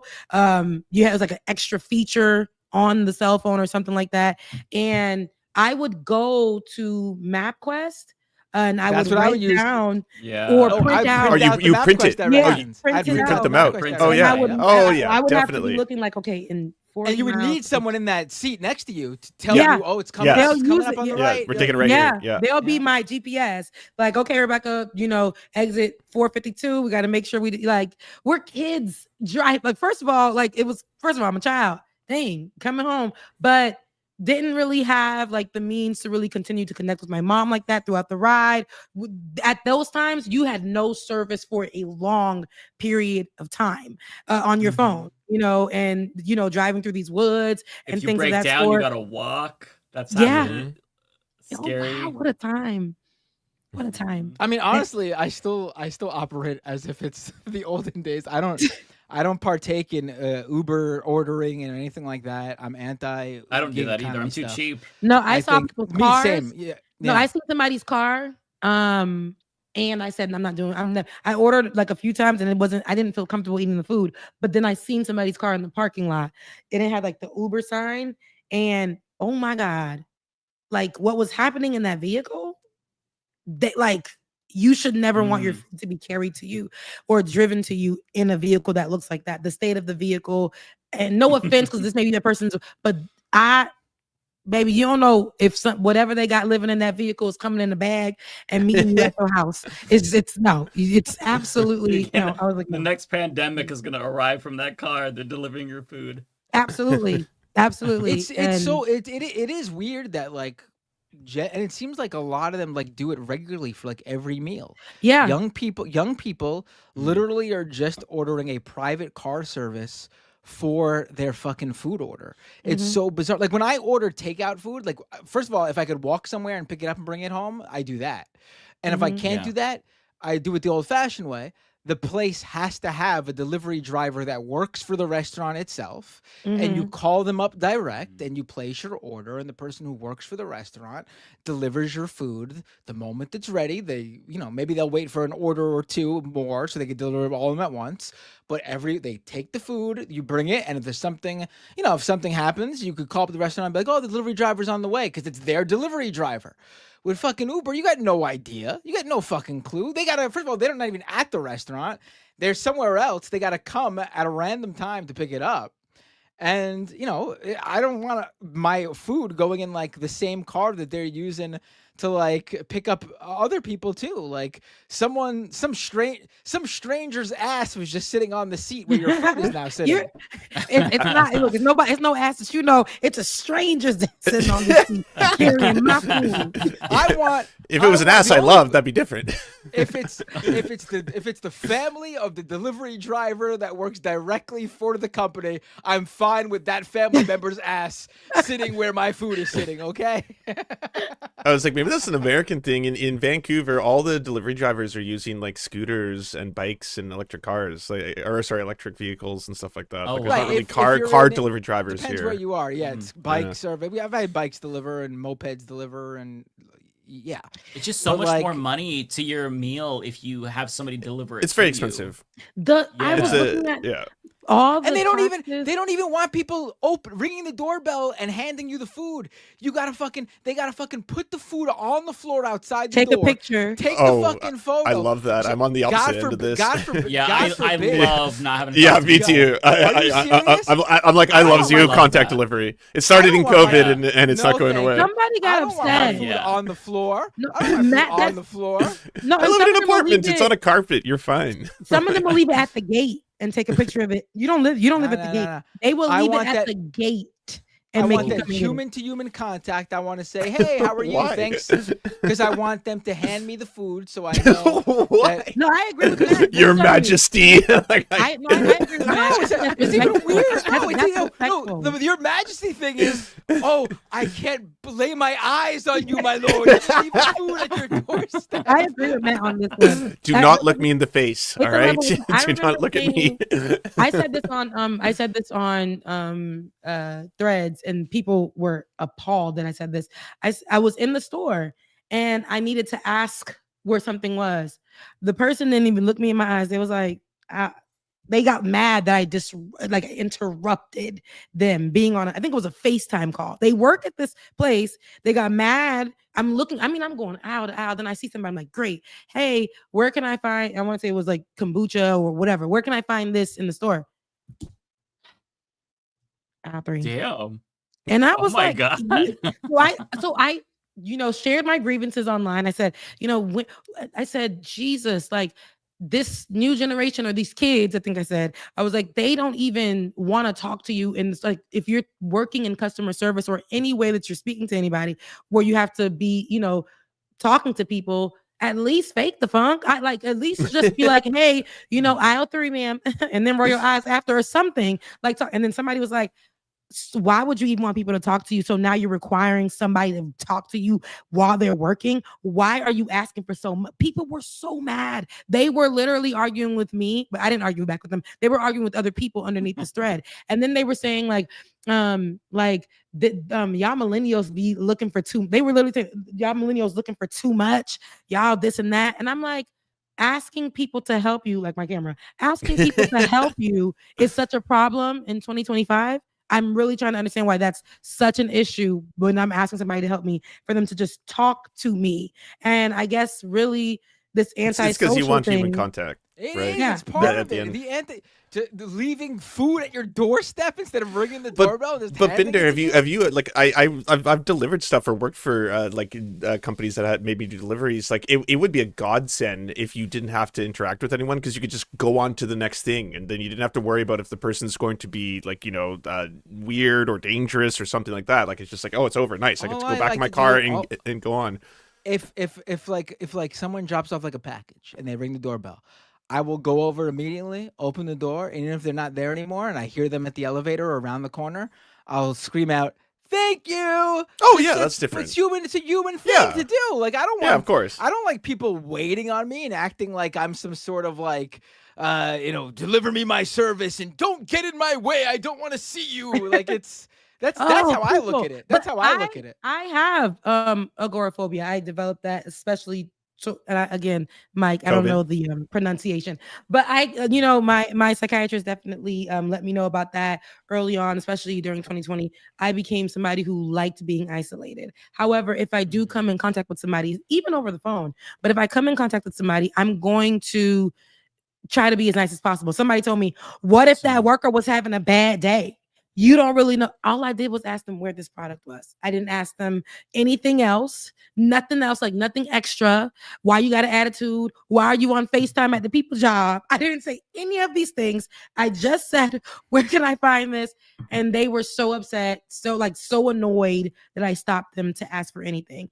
But the fact that people in the comments were upset with me for even saying that, hey, like, I'm gonna need y'all to step it up, in the customer service department, like, speak to people. If people speak to you, speak back to them, and I hate to say this, but if you work for this company, you're the representation at this company, you mad that you're working for this company. It might suck, but that doesn't mean that you have to go to work and be rude and be talking to friends on the phone or scrolling through social media, whatever. And all I did was ask you a part of your job. Hey, where can I find this item? You got to do what I do. Sometimes you ask someone where someone is, like you ask the lady working there, and she just gives you a mean mug and just mutters. And so I say, "Hey, honey, give me a little smile. Let me see them pearly whites." Also, you become a misogynist. Yeah, he ramps up the misogyny. That's the joke. Why didn't you wear my lipstick? I got it. No, but I was gonna say that to the. You know what I do in that situation? If I say, "Hey, can you tell me where to find this?" and they roll their eyes at me and say, "Get the manager now, now." That worked, white man. That worked. That worked. But no, we're back. Matt, I was gonna say, can you just give me a little smile? Like, can you just give me a little smile? I probably would have got slapped. I probably would have got beat down. I think the chat thinks I really do that. I don't give a shit if anyone gives me. Hey, listen, Toots, I'm actually one of those people. I'm actually Hey, one of those baby, people. sweet cheeks. Hey, Come on. Hey, honey, talk. Somebody in the chat. Talk Get him less, outta here. smile more, sweetie. Get him out of here. No, but I actually don't have a problem with what Rebecca's talking about. If someone's miserable at their job, like not at their job, I mean miserable at work, like they're unhappy at work, I give them a pass 24/7. I don't need you to give me I don't know if you're a miserable at happy work. I don't attitude or know. anything. I don't know what's going on with you. I'm just coming in I've like never everybody done else. that, Zia. Ever, ever. I don't care. I was in I really customer don't care. service. I'm constantly. He only under weaponizes his whiteness for good things, okay? Yes, He stands in front of the police officer, all right? He's one of the good ones. I am the savior. He's a good one, guys. Look, I can definitely second that. Cold Dog says Matt just sits on his stoop harassing people. He's one of those. Instead of yelling at a cloud, yelling at kids. Anytime someone walks away, hey, sweet cheeks. Hey, sweet cheeks. Was it have you started super chat since I left, or is this No, still I just- haven't. No, we we need need to to because you super guys chat. look, they're trying We've to got convince an me to stay hour till 5 in past the super morning. chats. It's I'm not- because this is it's the because we longest love I've your been company. here. It's because we love our company. We're just Get trying me to outta bait here. you. We're trying to We bait you haven't with talked to each something. other in a couple of weeks, so we're Yeah, like, we missed you. It's true. Yeah. Get me And off this is the the episode show. where it's not even like, oh, there was so much news to cover, we went long. We've never had an episode that has talked less about the news that has gone longer. Literally. I know. Yeah. And Rebecca has been here. People in chat are like, until- "What is this that's show about? crazy. What like, podcast is this?" It's true. Oh, I'm gonna tune into Leftist Mafia and get the latest analysis from the left on the news. You know they're gonna politics come with today. And they tune in and they see me going, "Hey, sugar tits." Talking about mayonnaise, and I learned about a cranberry croissant. White folks. And you know They're they're making fun of white people for 45 minutes. Yeah, I know. We just been making fun of white It's people true. for an hour. And it was all because of me coming in late and being like, white people. They got crazy. So let's get to the super chats. All right. Okay. I got it. So, okay, good. So Nintendo Gaming Channel, 6 countries that are kicking out Americans. 6 countries that are kicking out Americans. What countries are those? Kicking out Americans. Who are we talking about? Y'all was talking about it earlier? But thank you for your super chat. Sigwig said $100 or 100 Canadian dollars. Thank you. Said towards a mic that treats Shout out you to one of my better, mods. Rebecca. Okay, thank you so Nice, much. Tigwick. Thank you so much. I really appreciate it. We will be looking for mics soon. Colombian or Colombia Rican, New York. Oh, so you're Colombian and Puerto Rican. Damn, Becca coming with the jokes. I don't remember what I said, but it must have been funny. No, you were on fire. Looney Tunes 9000. My Ariana money goes to you. I appreciate it. Thank you for the Ariana coin that goes to me. Colombia Rican. Thank you so much for yours. Leftist Mafia canceled. Love you guys because we're talking about white folks. Nintendo Gaming Channel again. What's your opinion on Snow White, the 2025? I think they made the new movie live action. I have not seen it. Is it problematic? I'm not sure. I haven't seen It is because She the needs to person who smile plays more. Snow White isn't white. That's what's Oh. wrong with it. Yeah, not fully white. Not So white white people are enough. mad about that? Racist white people. What is this, snow non-white? Come on. Oh, Lord. Come on. The That's funny thing is, dumb. if they actually paid attention to like the change in the storyline, they would have been complaining more probably about how Snow White went woke, even with like the storyline, because Oh, they did. they changed it from Snow White is still the fairest of them all, but in the 2025 movie, the fairest of them all means like she was fair to the people, like she wanted equality, and she was the fairest to all the people. Are you playing or Matt? Is this true? No, that's absolutely 100% true. That is the storyline Okay, of the that's interesting. So that makes me want to actually go and watch it. Xavier Bacall, thank you so much for your super chat. Unknown. I appreciate that. To deal with managers in online place called CEO and email and quotation marks and the letter C and I don't know what you're saying. Gives you many emails to use. Wonderful place. I think they're trying to type out a URL, and if you typed out the URL, maybe they were worried it wouldn't have passed. I'm boomering out too, though. CEOemail.com. Let's see. Oh, it makes you look like a CEO. Oh, got it. See, okay. But thank you for your super chat. Thank you again. Okay, Colombican. Thank you so much. Prairie Fire. I'm gonna read this because I'm pretty sure it's funny. And here we go. This donation is part 1 of 3 of rotisserie chicken financing. Appreciate it. Also, I think Mike might be gay. I've been picking up some very subtle social hints.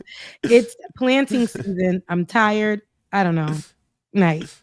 Thank you, Prairie Fire. I'm not sure what that was about. What? I've had my suspicions too. We know. I've been clocking them. That's funny. That's I think but thank you for my money for my chicken. I appreciate it. Every time you stick right beside me, and Mike is gay. Bay photo. See, this is where some of your co-hosts don't have a skincare routine. This is why some of your co-hosts don't have a skincare routine.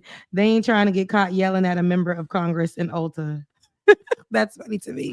Okay. And thank you so much for your super chat. C3339409. Thank you for your super chat. The only way to keep this money is to give it away. Well, give it away. Give it all to me. C3339409 again. Nisi Moose. Who's Nisi Moose? That's how you pronounce non-Kai. Oh, no. Non-C Mechi. Okay, gotcha. Entropy. Nothing to say really. Thank you for your super chat, but nothing to say really. Just want to show some love and hope you get more viewers on your stream. Me too, sis. Or sir, or they. Love your commentary. Keep up the good work. Thank you. I appreciate it. Calambarican again, girl, or sir, person. Thank you for your coin. Matt should know. Pet peeve of mine as a New Yorker living in New Mexico. When eating pizza, you need to fold it. Do you fold your pizza, Matt? Me, I do. Yes. So, you eat it like a true New Yorker. If it's a pizzeria pizza from a real pizza place, I fold it. If I'm getting Domino's or Papa John's or something like that, I don't fold it. Okay, that's not foldable. Is that a real pizza? It's not real. It's not a real pizza. I eat It's not pizza with a foldable. fork. Oh, God. I'm a proper fellow. You're a real Bill de Blasio. Yeah. That was his big scandal. He ate pizza with a fork. Yeah, he did. Oh, that's greasy. You don't want that, on your hands, fingers. You're bougie. Yeah. Mike is bougie. Mike don't play. I get it. Pizza. Okay. Yeah. Wait, are you serious? You eat pizza with a knife and a fork? Absolutely, dead serious. Yeah. Oh wow. I thought you were joking. I kind of love that for you though. I don't like eating food with my hands. I don't like eating food with my hands. I get it. Really? Yeah, I don't How like do you eat touching chicken grease. fingers or chicken nuggets? Yeah, or burgers, or fries, French fries. You I dip eat it burger with my hands. French fries, I'll use my my fork. Yeah, I'll use a fork. Do you get to a certain point where it's like so small that you have to switch to a fork because you're worried of making contact between the hand and the mouth? No. It's not that. It's not that serious. It's just a preference. It's just, And that I love that. Yeah, it's cool. Yeah. My mother-in-law eats pizza with a fork too, so I don't feel weird. I feel very normal and validated. So it's not weird. Okay. Everybody's It's just judging on bougie. here. I just want you to know. I see the judgmental looks that I'm getting from you all. Okay, I noticed that. It's very bizarre. Very bizarre. I noticed that. Well, you know what's weird, Mike, is that like in the West, we don't do this as much for like certain kinds of foods. Like I remember when I had an Indian meal where you actually had to eat the food just with your hands, with a knife and fork, and it was really strange to me to be grabbing like curry and rice and like with my hands, right? But then immediately I was like, but we do this for like fries, fucking chicken strips, like we do that for our different kinds of food. Yeah, we have meals as Haitians. We usually eat with forks and knives, but there's a meal that Africans eat, and we have that's similar in Haiti called tum tum. They call it fufu, depending on where you're from in Africa, whatever. And they'll eat it with their hands. And Ethiopian food, it's so good, and the whole thing is like this giant, like it almost looks like a crepe or a pancake, and then you fold it. You use it to be able to grab the curry. Yeah, or the similar. filling. So, Similar. So, I tend to date a lot of African men, Haitian men, and there are times where that's how you're eating the food. It's offensive in some places when I'm with them and I'm like, can I get a fork? And they're like, girl.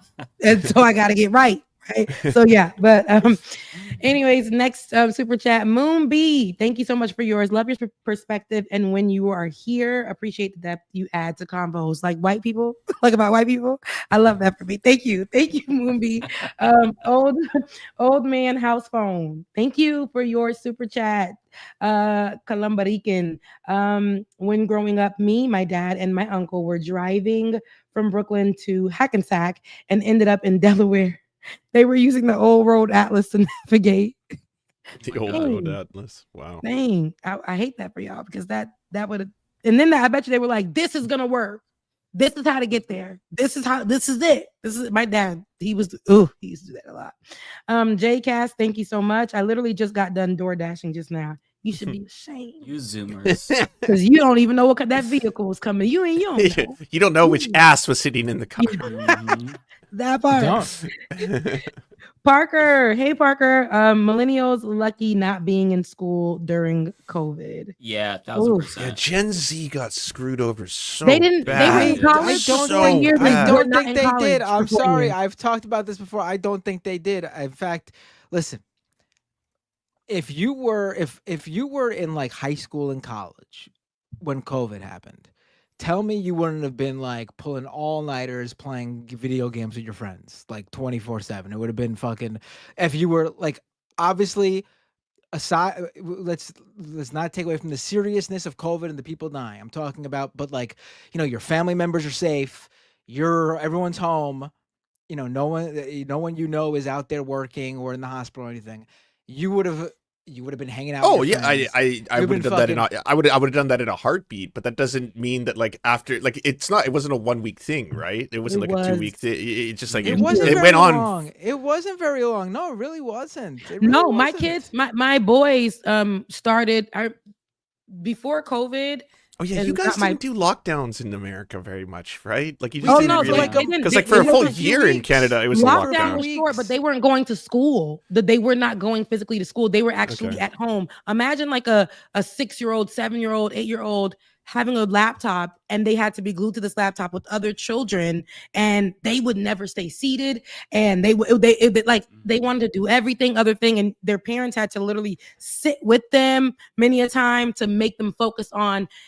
Sometimes the teachers would leave, and I'm like, okay, Jediah, you're not in school anymore? No, my teacher said she had to go do something, so no more school, no more class. And I'm like, this is ridiculous. But it was for me, the college kids. I could not wait to peel out and get out of my parents' home because I could go and be off at college and start living my, first year of grownness in my, and be around friends and like meet new people. Going to FAMU was the best decision for me. It was the furthest I can go within state to have in-state tuition. And those things, I went from South Florida to North Florida, and having that experience on campus really molded me to help me be more independent, to learn things, all those things. And there were children that I knew who got accepted first year of COVID, that they were going to go live in dorms and everything, who could not go and live on campus, live in dorms. They were doing the same thing my nephew Jediah was doing at 6, 7, 8. They were doing the same thing at home. No experience, glued to a laptop, and they never got to have that experience on campus. So that really sucked. And I was like, dang. And so for them, they were definitely right.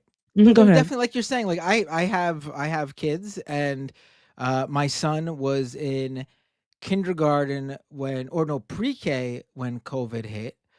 And so like during that period, I specifically remember saying like, this is the worst time for him because like at that age, it's not about, you can't remote learn socialization skills. It's not math and science, and it's about socializing with the kids at school. So without a doubt, there were kids who were hurt. I'm not saying there weren't, but I'm talking about the vast majority of like the Gen Z racists who grew up to hate people because of COVID.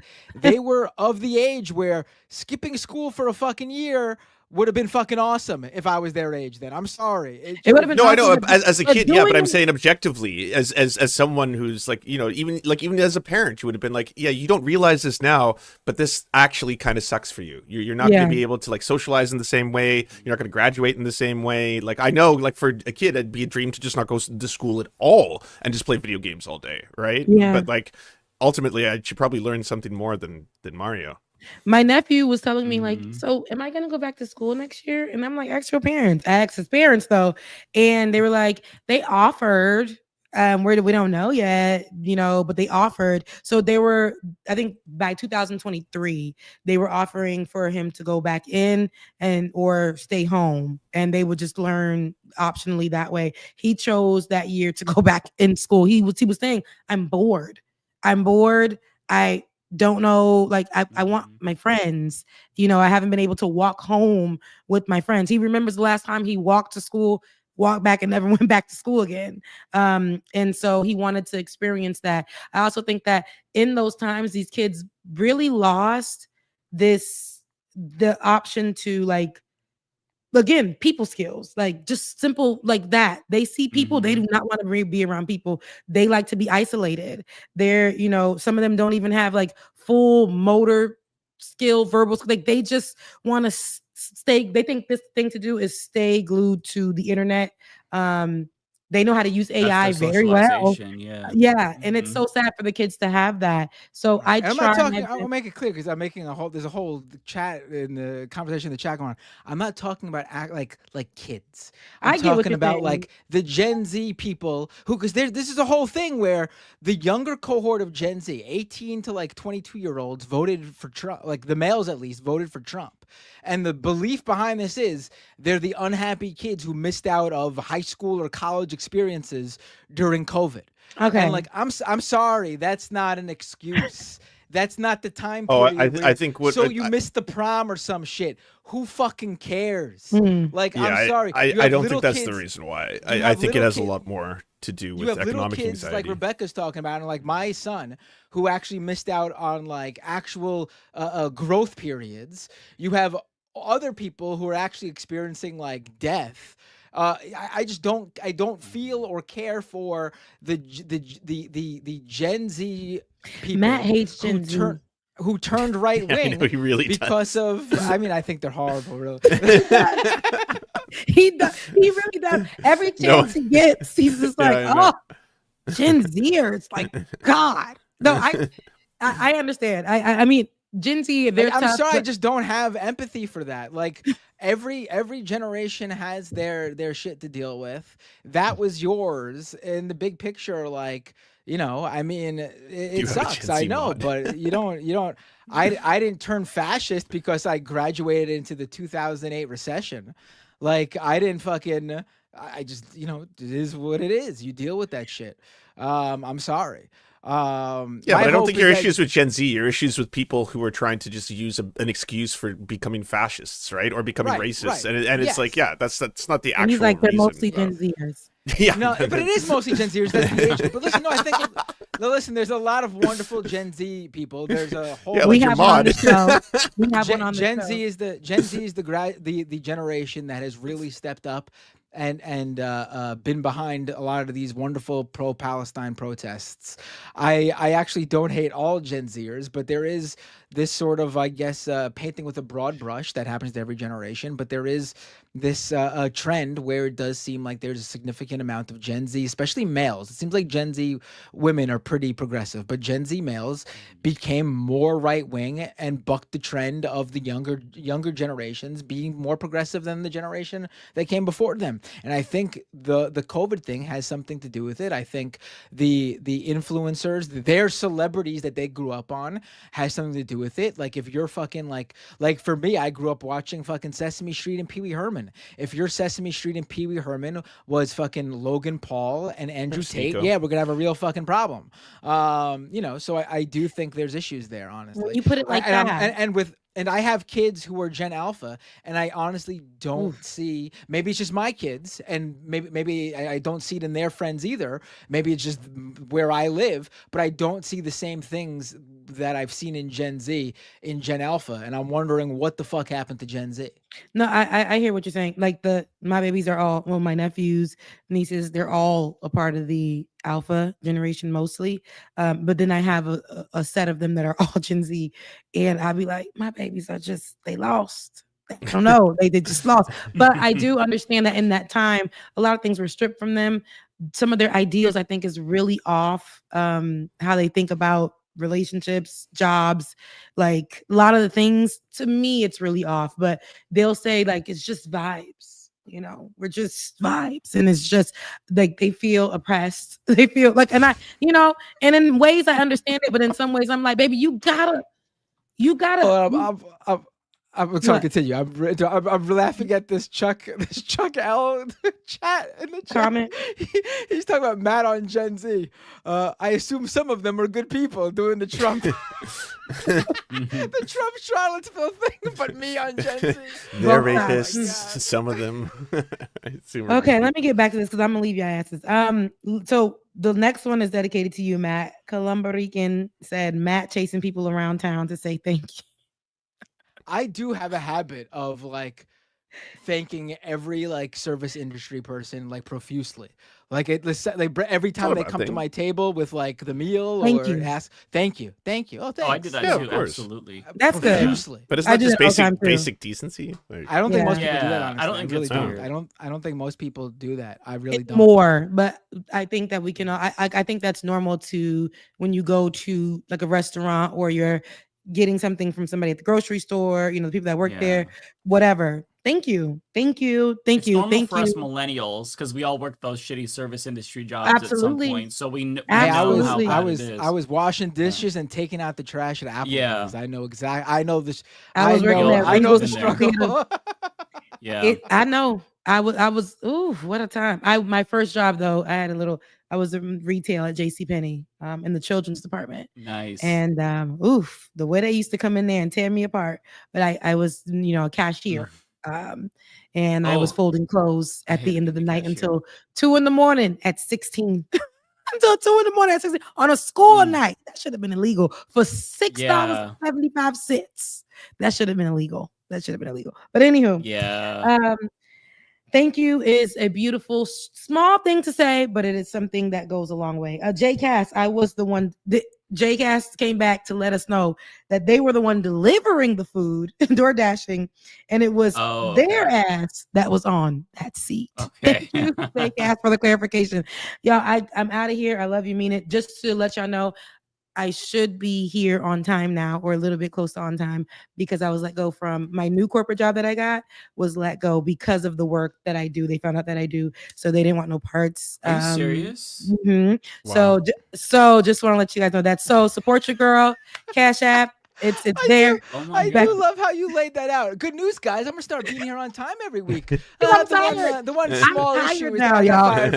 I'm really tired of working for these companies and just for my living, just to add it for my living and whatever. And they're like, they had a problem with you doing the YouTube stuff and the things? For this specific job for this corporation, because they're like, ooh, she's a liability. She can say things about us. She can, we are, because what happened was. You're so careful to keep it anonymous, though. You're always right. Yeah. I don't know where you work. Right. In this newer position that I had got, I had challenged them because, I'm always challenging people at the job and I need to stop doing that. Right. That's what's getting me gone. But I challenged them because they had practices to me again, somewhere else that were not right. And in a meeting, I laid it all out. Like I had a whole thing about their deceptive practices and things like that. And later on in that day, they was like, girl, see ya. But they were saying they also, in the transition paperwork, it was, you got to sign this and promise us you're not going to mention our name because of what you do. We know that you didn't sign it. Did they hold severance? Did you? No, I know. Was there severance? No. So what did you? I hope you didn't sign it. I didn't. I'm actually just combing over it with my free legal help, just to see what it actually entails. Good. I was going to say I should DM you about that. Mm-hmm. So Becca, where did you work? I can't, not yet, but I'm coming. I'm coming for it. But it sucked because it's like, I feel like because once any of these people find out what I do, they always feel like this girl is about to talk about us. She's here like a spy or whatever. Because I don't, I guess because they know that I will call out certain activity or whatever, especially when it's deceptive. Like, I know that I'm working. Where did you work with you? What is going on here? I would love to don't get baited. Don't get baited. Right. If I would tell you guys, I don't think you'd be that shocked, but you'd be like, really? Like the programming, the structure, I laid it all down for them. And they were like, get her out of here. She's a problem. And so You work at like the termination the racism factory. What is this? It's they were crazy. so scared of you. Did you work at like a power plant that's facts, like though. polluting in the river or something? Where did you work? And it's crazy because I kept my head down. I did what I need to do. But when I saw that how this was hurting people again, like I'm just like, at least I came to them with it. And then it was also other associates who were scared to speak up, and they were coming to me like, are you gonna say something about this, because this is just not right? And I'm like, y'all can speak too, it is okay, I understand. I understand, but the fear of speaking up, me, and I'm gonna give an example, but they don't want to speak up because they don't get it. Like for me, this is what I need to keep my lights on, keep my home as well, just right now. And these people need that as well, but they're so afraid to speak up. And so they come to me and I'm like, I can't speak up for you, but this is affecting us all, so I will speak up for all of us. And I have done that, and I wouldn't say it cost me. I think they already knew and they were looking for ways, and I keep my head down. I just go to work and do what I need to do, but they were like, we know what you do, and it's against our policy. They word it in that way. What you do is against our policy. We can't, it's political, it's that, it's this. And so your girl should be free again. It should be illegal to fire YouTubers in the same way it's illegal to fire someone based on like the color of their skin. It should. You're saying we should be a protected class? We should.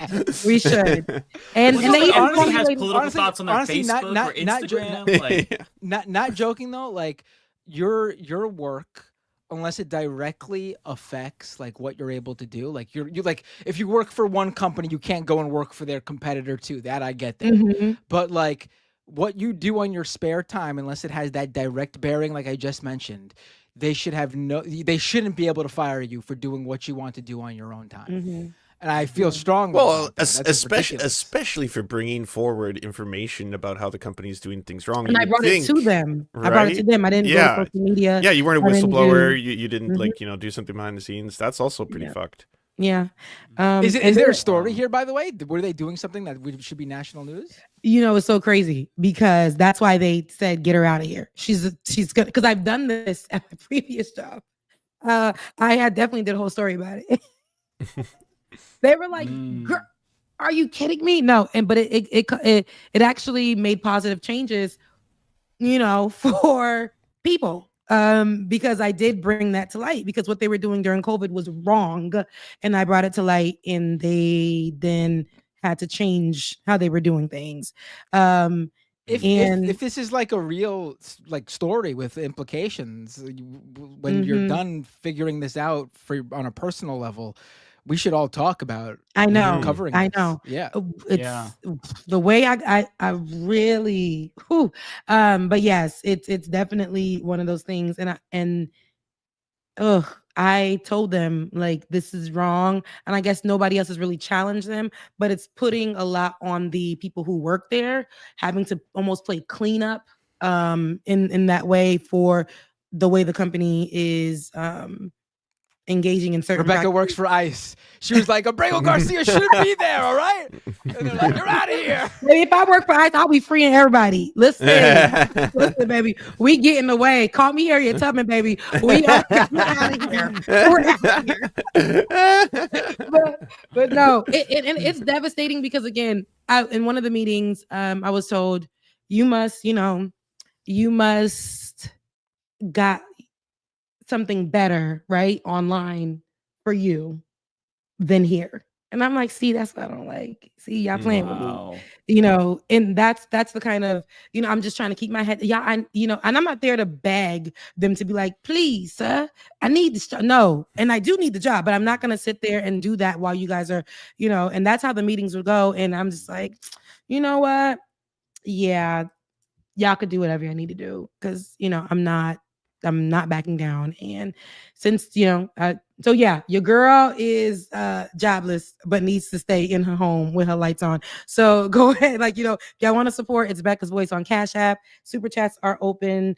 Thankfully, hopefully they don't take it away. Okay. But you know, just support, keep it going. And I love you guys. Mean it. No sob story here. I think it's good. I'll have more time to be with you guys. And that's good, right? Y'all don't think that's good? I think that's good. I mean, that part's good, but that's just me being selfish. I want you to destroy this company, and I want to help you. Yeah, yeah, same. I get it. Same. I do. Yeah. I absolutely get it. And yeah, I understand, but don't be sad for me, okay? Guys, don't you think we should hear the corporation side of the story? They'll be like, that girl, oh, she was in here trying to tell folks something else, starting a clue. They would really, I'm pretty sure they got stories. Watch. Wouldn't it be really something though if this is Rebecca's story, and then we asked the job, and they were like, listen, you have to understand, she wouldn't stop eating other people's lunch from the fridge. She just wouldn't stop doing it. We had no choice. They'll start making so many up complaints. Stuff. Like, anywho, I love you. I mean it. And have a great rest of your show. Don't stay up too long, because it'd be 2:00 in the morning, and I'm like, I know. Why are you still here? And your cat is so cute. Mm-hmm. Your cat is so cute, Mike. Sorry, but your cat is the cutest. I saw him on the side. Thank you. Yeah. Oh yeah, All she right. came to say hello to me. All right, it's adorable. All right, the world. Really Anyways, cool. I'm out. Love you, mean it. Bye, Rebecca. Love you. Take care. Bye. I got him right in front of me. You want me Alrighty. to just ramble? I don't have a lot, so I could spit Sure, it out quick yeah. and leave you guys to, I'm sure, the thousands of super chats you both have. I'm not gonna be here long. There's too much. Okay. Big shout out to the Nintendo Gaming channel for the majority of all my super chats, and they're all related to, you'll never guess this, Ice Poseidon. Oh, I thought, isn't this the same person who always brings up Johnny Somali? Yes! Yeah. I love the commitment. So the first one is, should there be a federal law for nuisance streaming? Which is what kick streamers, like Ice Poseidon and like fucking that guy who got arrested in South Korea did. My God. So maybe there should. Maybe there should. Nintendo, international criminal, Ice Poseidon caught trespassing, attempted to Korea for the DMZ zone from South Korea. You don't say. That fucking rascal. What an asshole. To be clear, I too hate Johnny Somali and Ice Poseidon. I just love how this is a very key one issue voter kind of thing for you. So, right. And thanks for sharing it over here. Nintendo, thank you for anyone is white voted for Trump as a KKK supporter, KKK apologist, and a KKK member. On that, I can totally agree. Donald Trump, all of the U.S. Republican politicians, all of the members of the terrorist group MAGA, all of Donald Trump have the same IQ as a Peter Griffin character. Nintendo Gaming Channel, does everyone believe person of color fired by U.S. movie, TV show industry, U.S. video game industry due to man Hitler, since both industries has DEI? I suppose that was when we were talking about the Snow White and the stuff around there. And finally, thank you to Soul Light for giving a tier 1 sub. I appreciate that. And yeah, it's all y'all. Go nuts. Thank you so much, Nintendo Gaming Stream. I really appreciate it all. Do you want me to go first, Matt? I feel like I could go through them pretty quickly. There's a bunch, but I'm okay. I'm Yeah, not go gonna... ahead then. Yeah. Okay, because it's so late and I'm so exhausted. So it's not showing up, but thank you, John Lithium, for the 5 gifteds. Really, really kind of you. Appreciate that. The first super chat is from Prisoner of Gravity. Thank you for the 10. Bill Maher basically called Larry David an anti-Semite for my dinner with Elliot off. What's next? I'm calling Mel Brooks an anti-Semite for Springtime with Hitler. Yeah, his response was weak. He was butthurt, and for good reason. He should have been butthurt because that was a great op-ed. Let's see here. The next one is from Cosmere. A week without Leftist Mafia is a week without Leftist Mafia. Yeah, I'm sorry. Every once in a while we'll take some time off, but happy to be back. Bay Photo says DNC is planning an ultimatum for David Hogg: stay neutral in primaries or give up his executive seat. Will Dems ever not be their own worst enemy? I saw that. Yeah, I think that he should just agree to be neutral, but then sabotage. That's what Debbie Wasserman Schultz did. So, following the lead of leaders. Let's see here. Yvette says Jason Stanley just did a Deutsche Welle interview in German, where the interviewer heartily agreed the USA had gone fascist, Mexico had similar too. Oh, interesting. I'll have to check that out. He's really interesting. Asa says, say it, god dang it, Bobby. Asa also says Kanye is dead and now we have his evil twin. Yay. True. B. Wood says updated list of things JD Vance should not be near: eyeliner, couches, trophies, and now popes. Yeah, absolutely. Asa says genuinely recommend Conclave, top 10 for me. Okay. Thanks for the recommendation. Let's see here. The next one is from Bay Photo. Says John Wexler, the exec at Adidas who made the Yeezy partnership happen, is Jewish. As a fellow Jew, it's upsetting. He's still silent on everything Kanye. I did not know that. Asa says, I feel like Andrew needs to insult MC Hammer. Yeah. Let's see here. Bruce says, have you heard about boycott Xbox to protest Microsoft selling AI to Israel military? Some indie studios pulled their games from the store too. I've not heard about this, actually. That's really interesting. Gaming channels that I follow don't usually get too political. So thanks for letting me know. I'll have to look into this. Nadia Yvette Chambers says, I refer people needing guidance on Marx's theories of alienation, exploitation, and how Lenin dealt with Tsar, Stalin, the NS, and Mao, Imperial Japan. Yeah, I mean, Lenin, if you read State and Revolution, he basically breaks down Marx and Engels, and it's a pretty short read, so yeah, I agree. Let's see here. Robe says, someone in a YouTube comment once referred to the trigonometry guys as the Bert and Ernie of political discourse, and I can't unsee it. That's pretty funny. Looney Tunes says, this week, you and Lance split this dono 50-50. Will do. Chris Corcoran says Nancy Mace is like if the Joker was a Karen. Very true. Lizzie Bennett says, it's a sad day in America when I agree with your evil twin Matt Walsh regarding Nancy Mace. Well, broken clocks. Yeah, good point. ABS says 60 Minutes producer resigns over pressure to be pro-Trump. Kyle just did a video covering it. And did you see the new Predator Badlands trailer? Saw Kyle's video. That was great. And I have not seen the trailer yet, but I saw like articles about it, and I'm all in already without even seeing the trailer. Sam says, as someone who is autistic, RFK Jr. is a damn fool. I did 3 sports in high school. We need all our allies to take a stand now and show their support to protest them. Absolutely agree. Yeah, fuck RFK. Also, Sinners is a must-watch, as in seat in theater. I might do that, Sam, because I keep seeing more hype and I'm buying in, so I might actually see it in theaters. Decipher says, check Mike's OG roast. Okay, I'll check that out. Nintendo Gaming Channel says Greenland's MAGA hat make America go away. There you go. That's actually pretty clever. I like that. Let's see here. The next, what is this? Ignar Husky. Here we go. Nancy Mace is just another goon of postmodernist right-wing victimhood fantasies forcing their truth. It don't matter what we do, they're a victim. Absolutely. The quartering versus antibody positivity video. Oh, I thought you were calling Crotchy the quartering because the person's name was Crotchy, so I thought you called them the quartering. Sorry, that's not fair to Crotchy. You're probably awesome. You donated to Mike. You're cool. I'm sure you are. Jones City says a black gay guy with a Scottish boyfriend, a wash rag confused him. No. Oh. We're not sending our best, as in white people. Pierce says, hello, I wanted to address a concern that keeps me up at night. Is it possible for 2028 to be too big for Republicans to cheat if we have a progressive candidate like Tim Walz? I hope so. We'll have to wait and see. There's definitely going to be voter suppression because that's always a constant, but you know, we'll see. It's hard to tell what's going to happen. Brian says, day 94 of living in an episode of Black Mirror. Saw someone almost jump off a bridge in Oregon City yesterday. Crazy. Stay positive out there, guys. Jesus Christ, that is crazy. That's really sad. Red Baron says, up at 4:30 a.m. in the UK. Big ups to you guys. Hey, thanks for staying up to watch. I've been streaming for 7 hours now.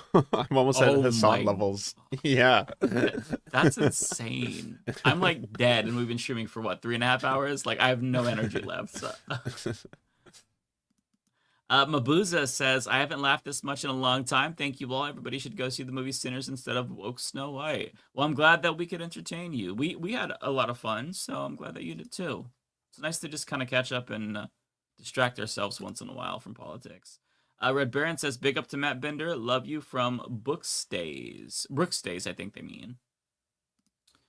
Thomas says, what do you think of Jenk's new Dem takeover grift?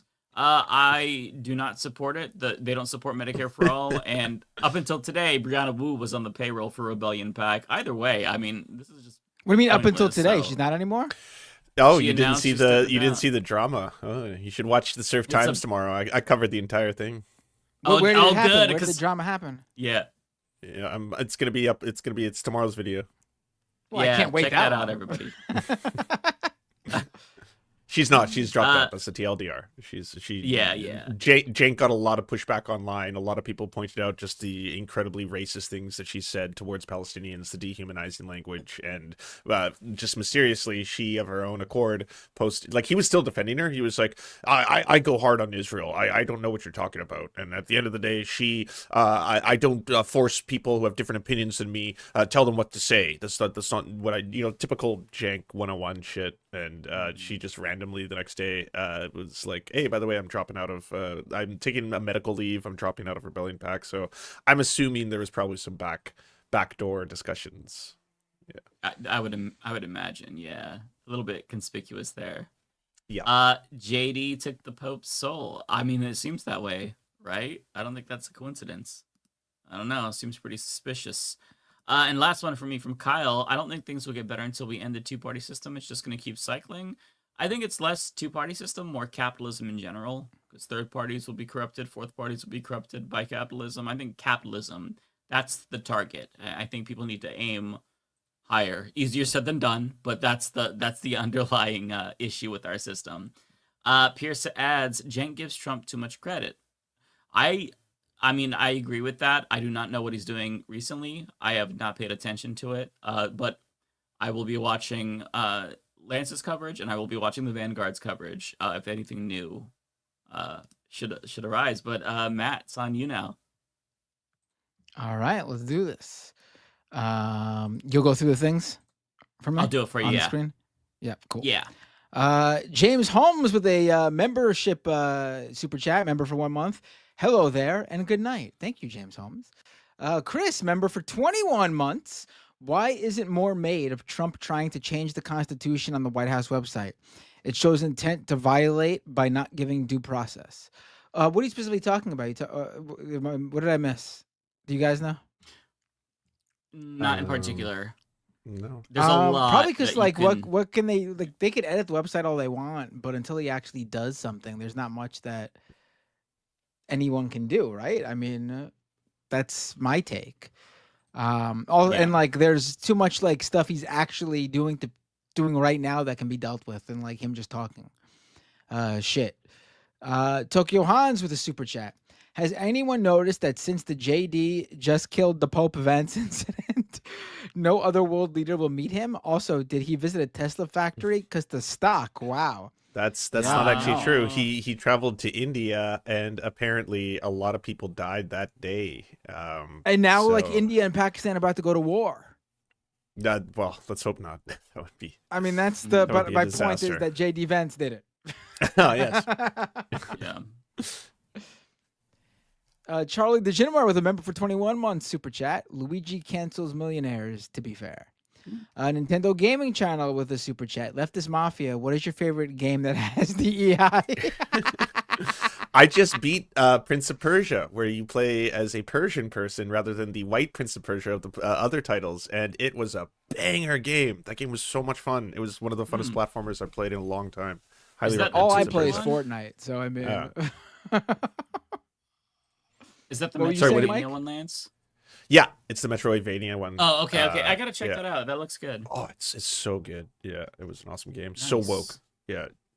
My favorite one is probably Spider-Man.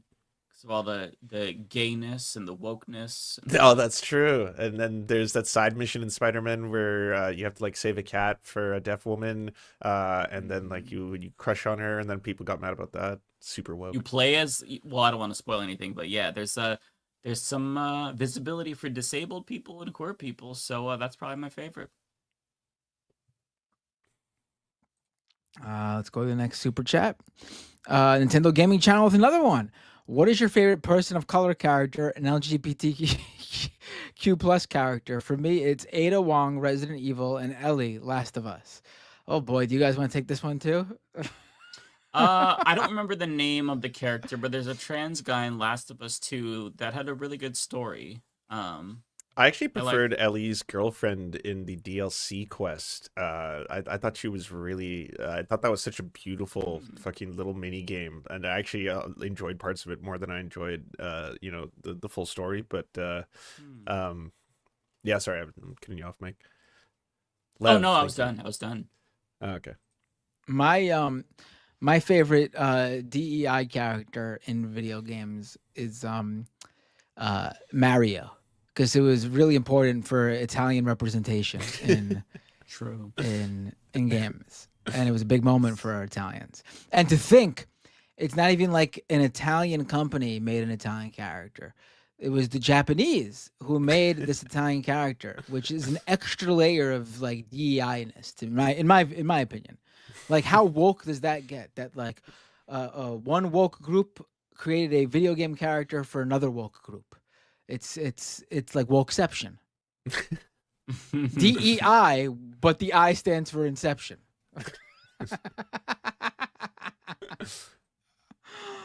Oh boy. Let's go to the next super chat. Zia Spots with a super chat says, monetarily cheating on Mike with Matt because he makes me laugh. Why, thank you. Hey, get back here. Get back here now. I think you'll find that throughout my life, a lot of people have cheated on their loved ones with me because I make them laugh. I don't know. Wow. Looney Tunes 9000 with a super chat. What was that? We're at the point where we're delirious. Yeah. I'm a home wrecker. That's what I'm trying to say.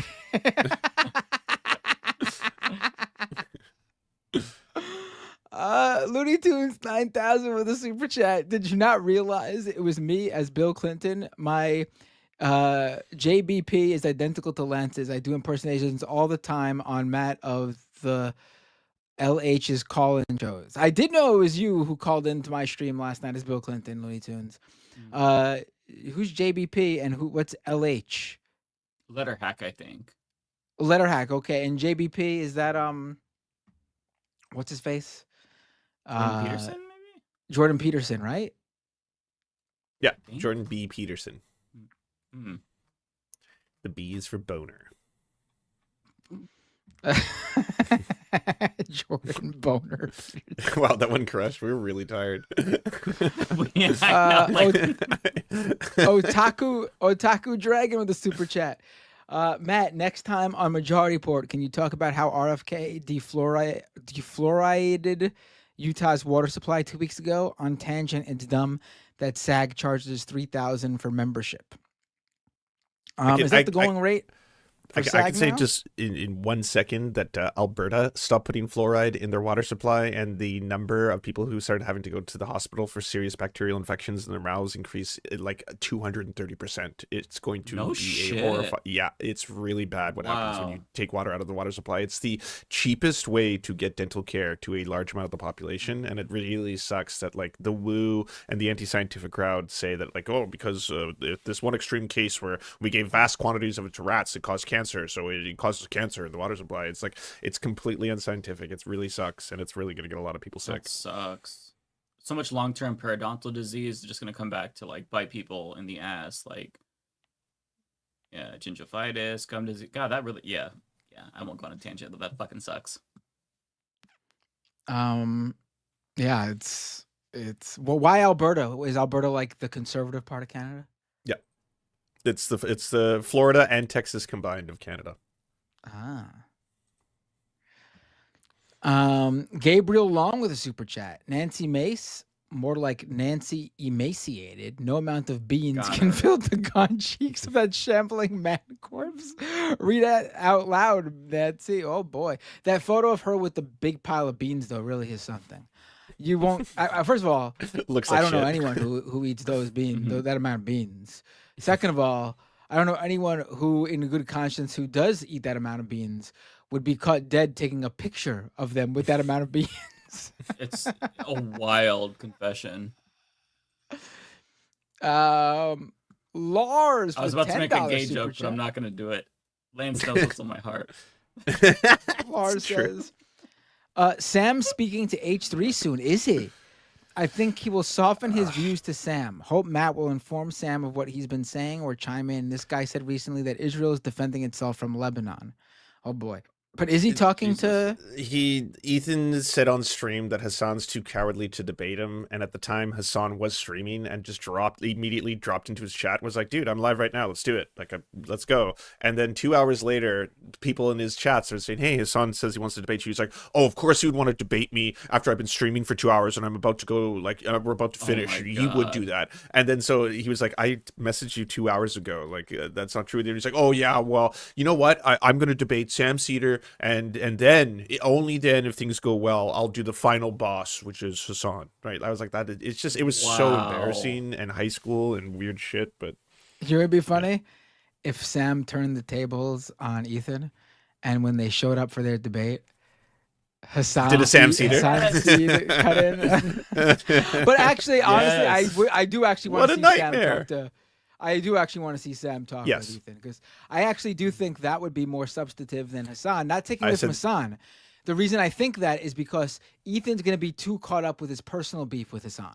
Yeah. And it's just going to be like interpersonal YouTube drama, no matter how much Hassan tries to move the conversation to actual real discussion.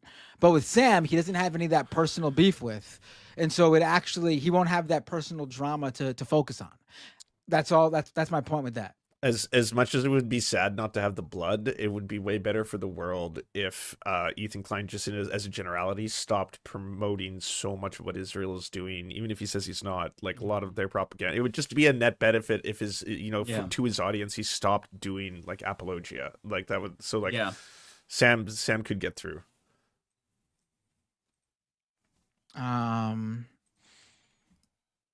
Tokyo Hans with a super chat. Matt's community knows he hates emojis. It takes him years to update his own, and with tons of hearts and kissy faces. I gotta get on top of that stuff. You're absolutely right, Tokyo Hans. It's just rough. I got a lot to do with this stuff, and it's not my full-time job. I wish it was. I'd be able to dedicate every moment to fixing everything. I have an artist I can hook you up with. He can do it all for you. He's really good. And really? All right. Yeah, sure. They set up everything too, like attach it to the attach it to the YouTube and Twitch tiers. Oh well, I mean, you'd have to give him access to your account. Oh right, I know that. To upload it. Yeah, okay. I mean, if that's what you want, he would do that too. Yeah. He could do it for you. I don't know, maybe because the problem is I just don't ever have time to do it. Yeah, fair. I'll let him know right now. Don't tell him that second part. Let me just first work with him okay. First and then I'll see if I want to give my information, my login stuff. Parker with a super chat. Y'all should do a stream Monday night for the Canadian election. I'm assuming you're going to do one, Lance, right? I am, and both of you are welcome to join if you want to, but it's basically every big content creator in Canada is going to be joining at some point or another. So if you want to see one topic at a time, Rebecca, Liv, probably start. The results come in from the East Coast, and then it works its way all the way to the Western Canadian elections. So it'll be later at night. So probably start around 4 p.m., 5 p.m., something like that. That's later at night, 4 to 5 p.m. Well, for you, it would be 3 hours ahead. So it would be 7 p.m. Onward. Brother, yeah. my stream, I do my streams at like 10 p.m. my time. Oh, okay. All right. Well, then, yeah. If you want to join, it'll overlap eventually. Maybe I will. Maybe I will, even just for a little bit. Yeah, just Cool. send me, the information when you're doing it. I will. Let's see. Get extend my brand out to my Canadian brethren. That's true. Let's see. Tokyo Hans with a super chat. The Mario Brothers series was invented in Japan. They pronounce it correctly, the non-binder way. Yes, I know they say Mario because that's just what they do. They're not New Yorkers, so I get it. The Japanese are the only ones allowed to pronounce it Mario. Everyone else should call it Mario because they're not Japanese. Can you give me the pass? Let me hear you say it first. Mario. All right, that sounds decent enough. You could say it Mario. Nice. What do you call what is your pet's name again? Chico. What do you call the type of animal Chico is? Dog. Dog. Not dog. He's not a dog. No. Is that how you say it? Dog. Dog. He's a dog. I have a dog. I have a dog. A dog. I have a dog. That sounds almost Boston. No, I have a dog. How do you say the drink that drink that is H2O? How do you pronounce that one? Water. Water. Oh, you got that's Jersey, isn't it? Isn't that more of a Jersey accent? Jersey has no. Oh, they don't have their own thing. They just copy New York. What about one more? What about the caffeinated beverage? Coffee. Oh, you're gonna say coffee, aren't you? No, I'm sorry. No, I'm not. I say coffee. Coffee. It's coffee. Cup of coffee. Yeah. What about the other caffeinated beverage? The companies like Coca-Cola and Pepsi. What? Soda pop? Soda. Sody pop. Soda. Pop. All right. Okay. This one's gonna take a while. Colombian Rican, New York, my people right here. They know how to pronounce Mario. Let's go Mets. Do you think this is our year? Oh boy, the Mets are the #1 team in baseball. I know it's only April, but I cannot believe it. The Mets have the best record in the entirety of the MLB right now. It is unbelievable. This is the year. First time since 86. 86, 2025. Here we go. This is what we're doing it, baby.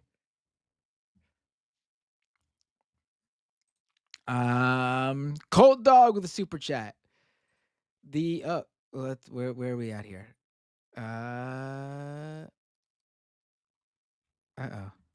Oh, Mike left. Oh, here we go. He can't put the next one on Trump for you. store is selling Trump 2028 hats. I heard. I just can't care about it yet. It's they obviously doing that to rile people up. Like, obviously. Like, it's just even if he's planning on trying to run again this far out and putting it on merch, it's just totally to rile people up. It's a fantastic business idea for the Trump mindset. Think about it. What do conservatives live for?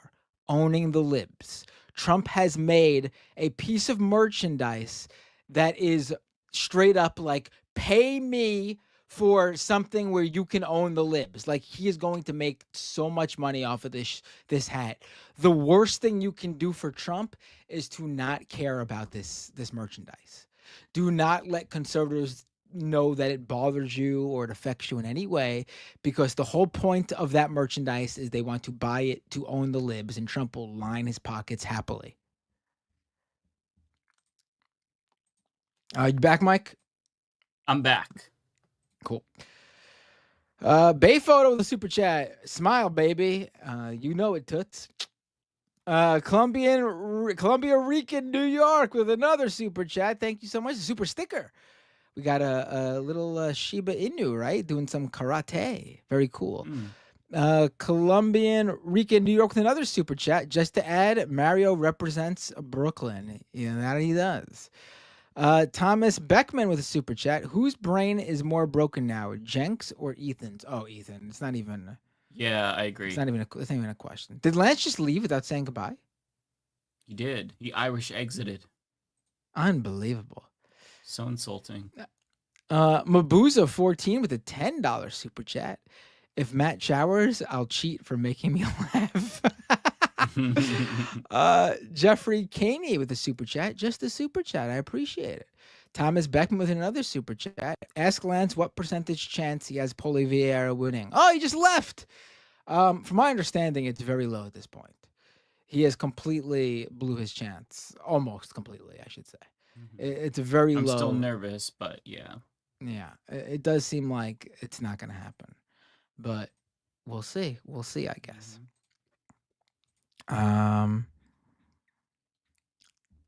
And we got one more here. Colombian Rica in New York with one more super chat here. Don't feel bad, Matt. Living outside of New York, people make fun of my Brooklyn accent all the time. So I know the struggle. Oh, I'm proud of my my New York accent. I love it. So don't worry about that. Oh wait, my Twitch. That's what I was looking at. I missed a couple of super chats as well. They might be go for ahead, David, please. Go ahead. But there's this one from Red Baron. Love the Dragon Ball Z shirt, man. Thank you so much. When the Trump and Reform UK fascists blow over, I think the left-wing YouTube channel should collaborate internationally more. So yeah, that'd be great. Pierce says, I wish Trump would just go away. Now he thinks he's entitled to a 2028 run. What a brat. Yeah, that's I would love to never have to think about him again. Okay, so Twitch. Go ahead, Matt. Sorry. I got a lot on Twitch now. What the hell's going on? We got Really? the Surfs rated me before. Thank you, Lance. Hello, lovely scientist. Resubscribed for 18 months at tier 1. Subscribed for 20 months. Thank you so much. Hello, lovely scientist. Tokyo Hans resubscribed for 12 months at tier 1. Subscribed for 33 months. And Tokyo Hans says Bill Burr is the only comedian that can save us. Tokyo Hans also gave out 5 community gift subs over at twitch.tv/MattBinder. And Valinova gave out 10 community gift subs. Thank you so much. And then Noah Beer the 5th resubscribed with Prime, subscriber for 3 months. I have been just getting by listening to Propaganda's new song At Peace. Their new album comes out next week. Thank you so much. Lux Progressive rated me with a party of 32 viewers before. Thank you so much, Lux Progressive. It's a lot of stuff going on my Twitch today. What the hell's going on? Ponderosa Pine resubscribed for 12 months at tier 1. Subscribed for 39 months. Rick, I turned myself into a pickle, Morty. Boom, big reveal. I'm a pickle. What do you think about that? I turned myself into a pickle. What are you trying to what are you just staring at me for, bro? I turned myself into a pickle, Morty. And Rick, and what do you want tacked on to this? I turned myself into a pickle and 9/11 was an inside job. Morty, was it? Rick, who cares, Morty? Global acts of terrorism happen every day. Here's something that never happened before. I'm a pickle. I'm Pickle Rick. Is that the actual thing from Rick and Morty? I always had no interest in that show. I don't remember. It's been too long. All right, folks. That's the show. We actually had a normal length show after going. No, we didn't actually. I just realized we went for almost 4 hours. Yeah, I was just gonna say this is a long one. We usually don't go this long. We haven't, at least in a while. Hey, I think all of us, the 4 usual Leftist Mafia crew members, and then our 2 guests, I think we all just needed to chill out together. That's really what we needed, I think. Yeah, cathartic to just kind of hang out. Yeah, and I hope you all enjoyed it. It seemed like people really did. This is I think any conservative that thinks woke media, leftist media is probably also stuffy, and this is I think the Leftist Mafia shows them what bullshit that is. This is fucking this is fucking this is actually fucking an edgy fucking, you want edgy comedy? This is that shit right here. It's not fucking just saying a racial slur and fucking thinking that's a fucking edgy joke. This is the real deal right here. We're more comedians than the comedians are, so hell yeah. Do we want to raid Cosmopolitics? All right, folks. Should we raid Cosmopolitics? Are they on right now? Let's see. I'm guessing yes. If you just. Yeah, I just checked. She's on. All right, yeah. Let's. It sounds good to me. Let's raid Cosmopolitics. I'm hitting that right now. On. All right. Oh, I'm preparing. Oh no, I bet everyone watching is yawning right now too. You literally made me yawn as soon as you did that. Oh, here's one quick one. You really hate the DNC chairman Ken Martin, a corporate hack. Will only take good billionaire money. Haven't learned a single thing. Yeah, I second that. I second that for sure. Yeah. All right, everyone. YouTube.com/MattBinder. If you're watching on another channel and you're not subscribed to my channel, please subscribe. YouTube.com/MattBinder. Same with Twitch.tv/MattBinder. Follow me there too. And you want to drop anything, Mike? No, just all right. See you all next. See you all soon. Wait, hit that raid button first before you end the stream. Oh, right. Okay. All right, take care, everybody.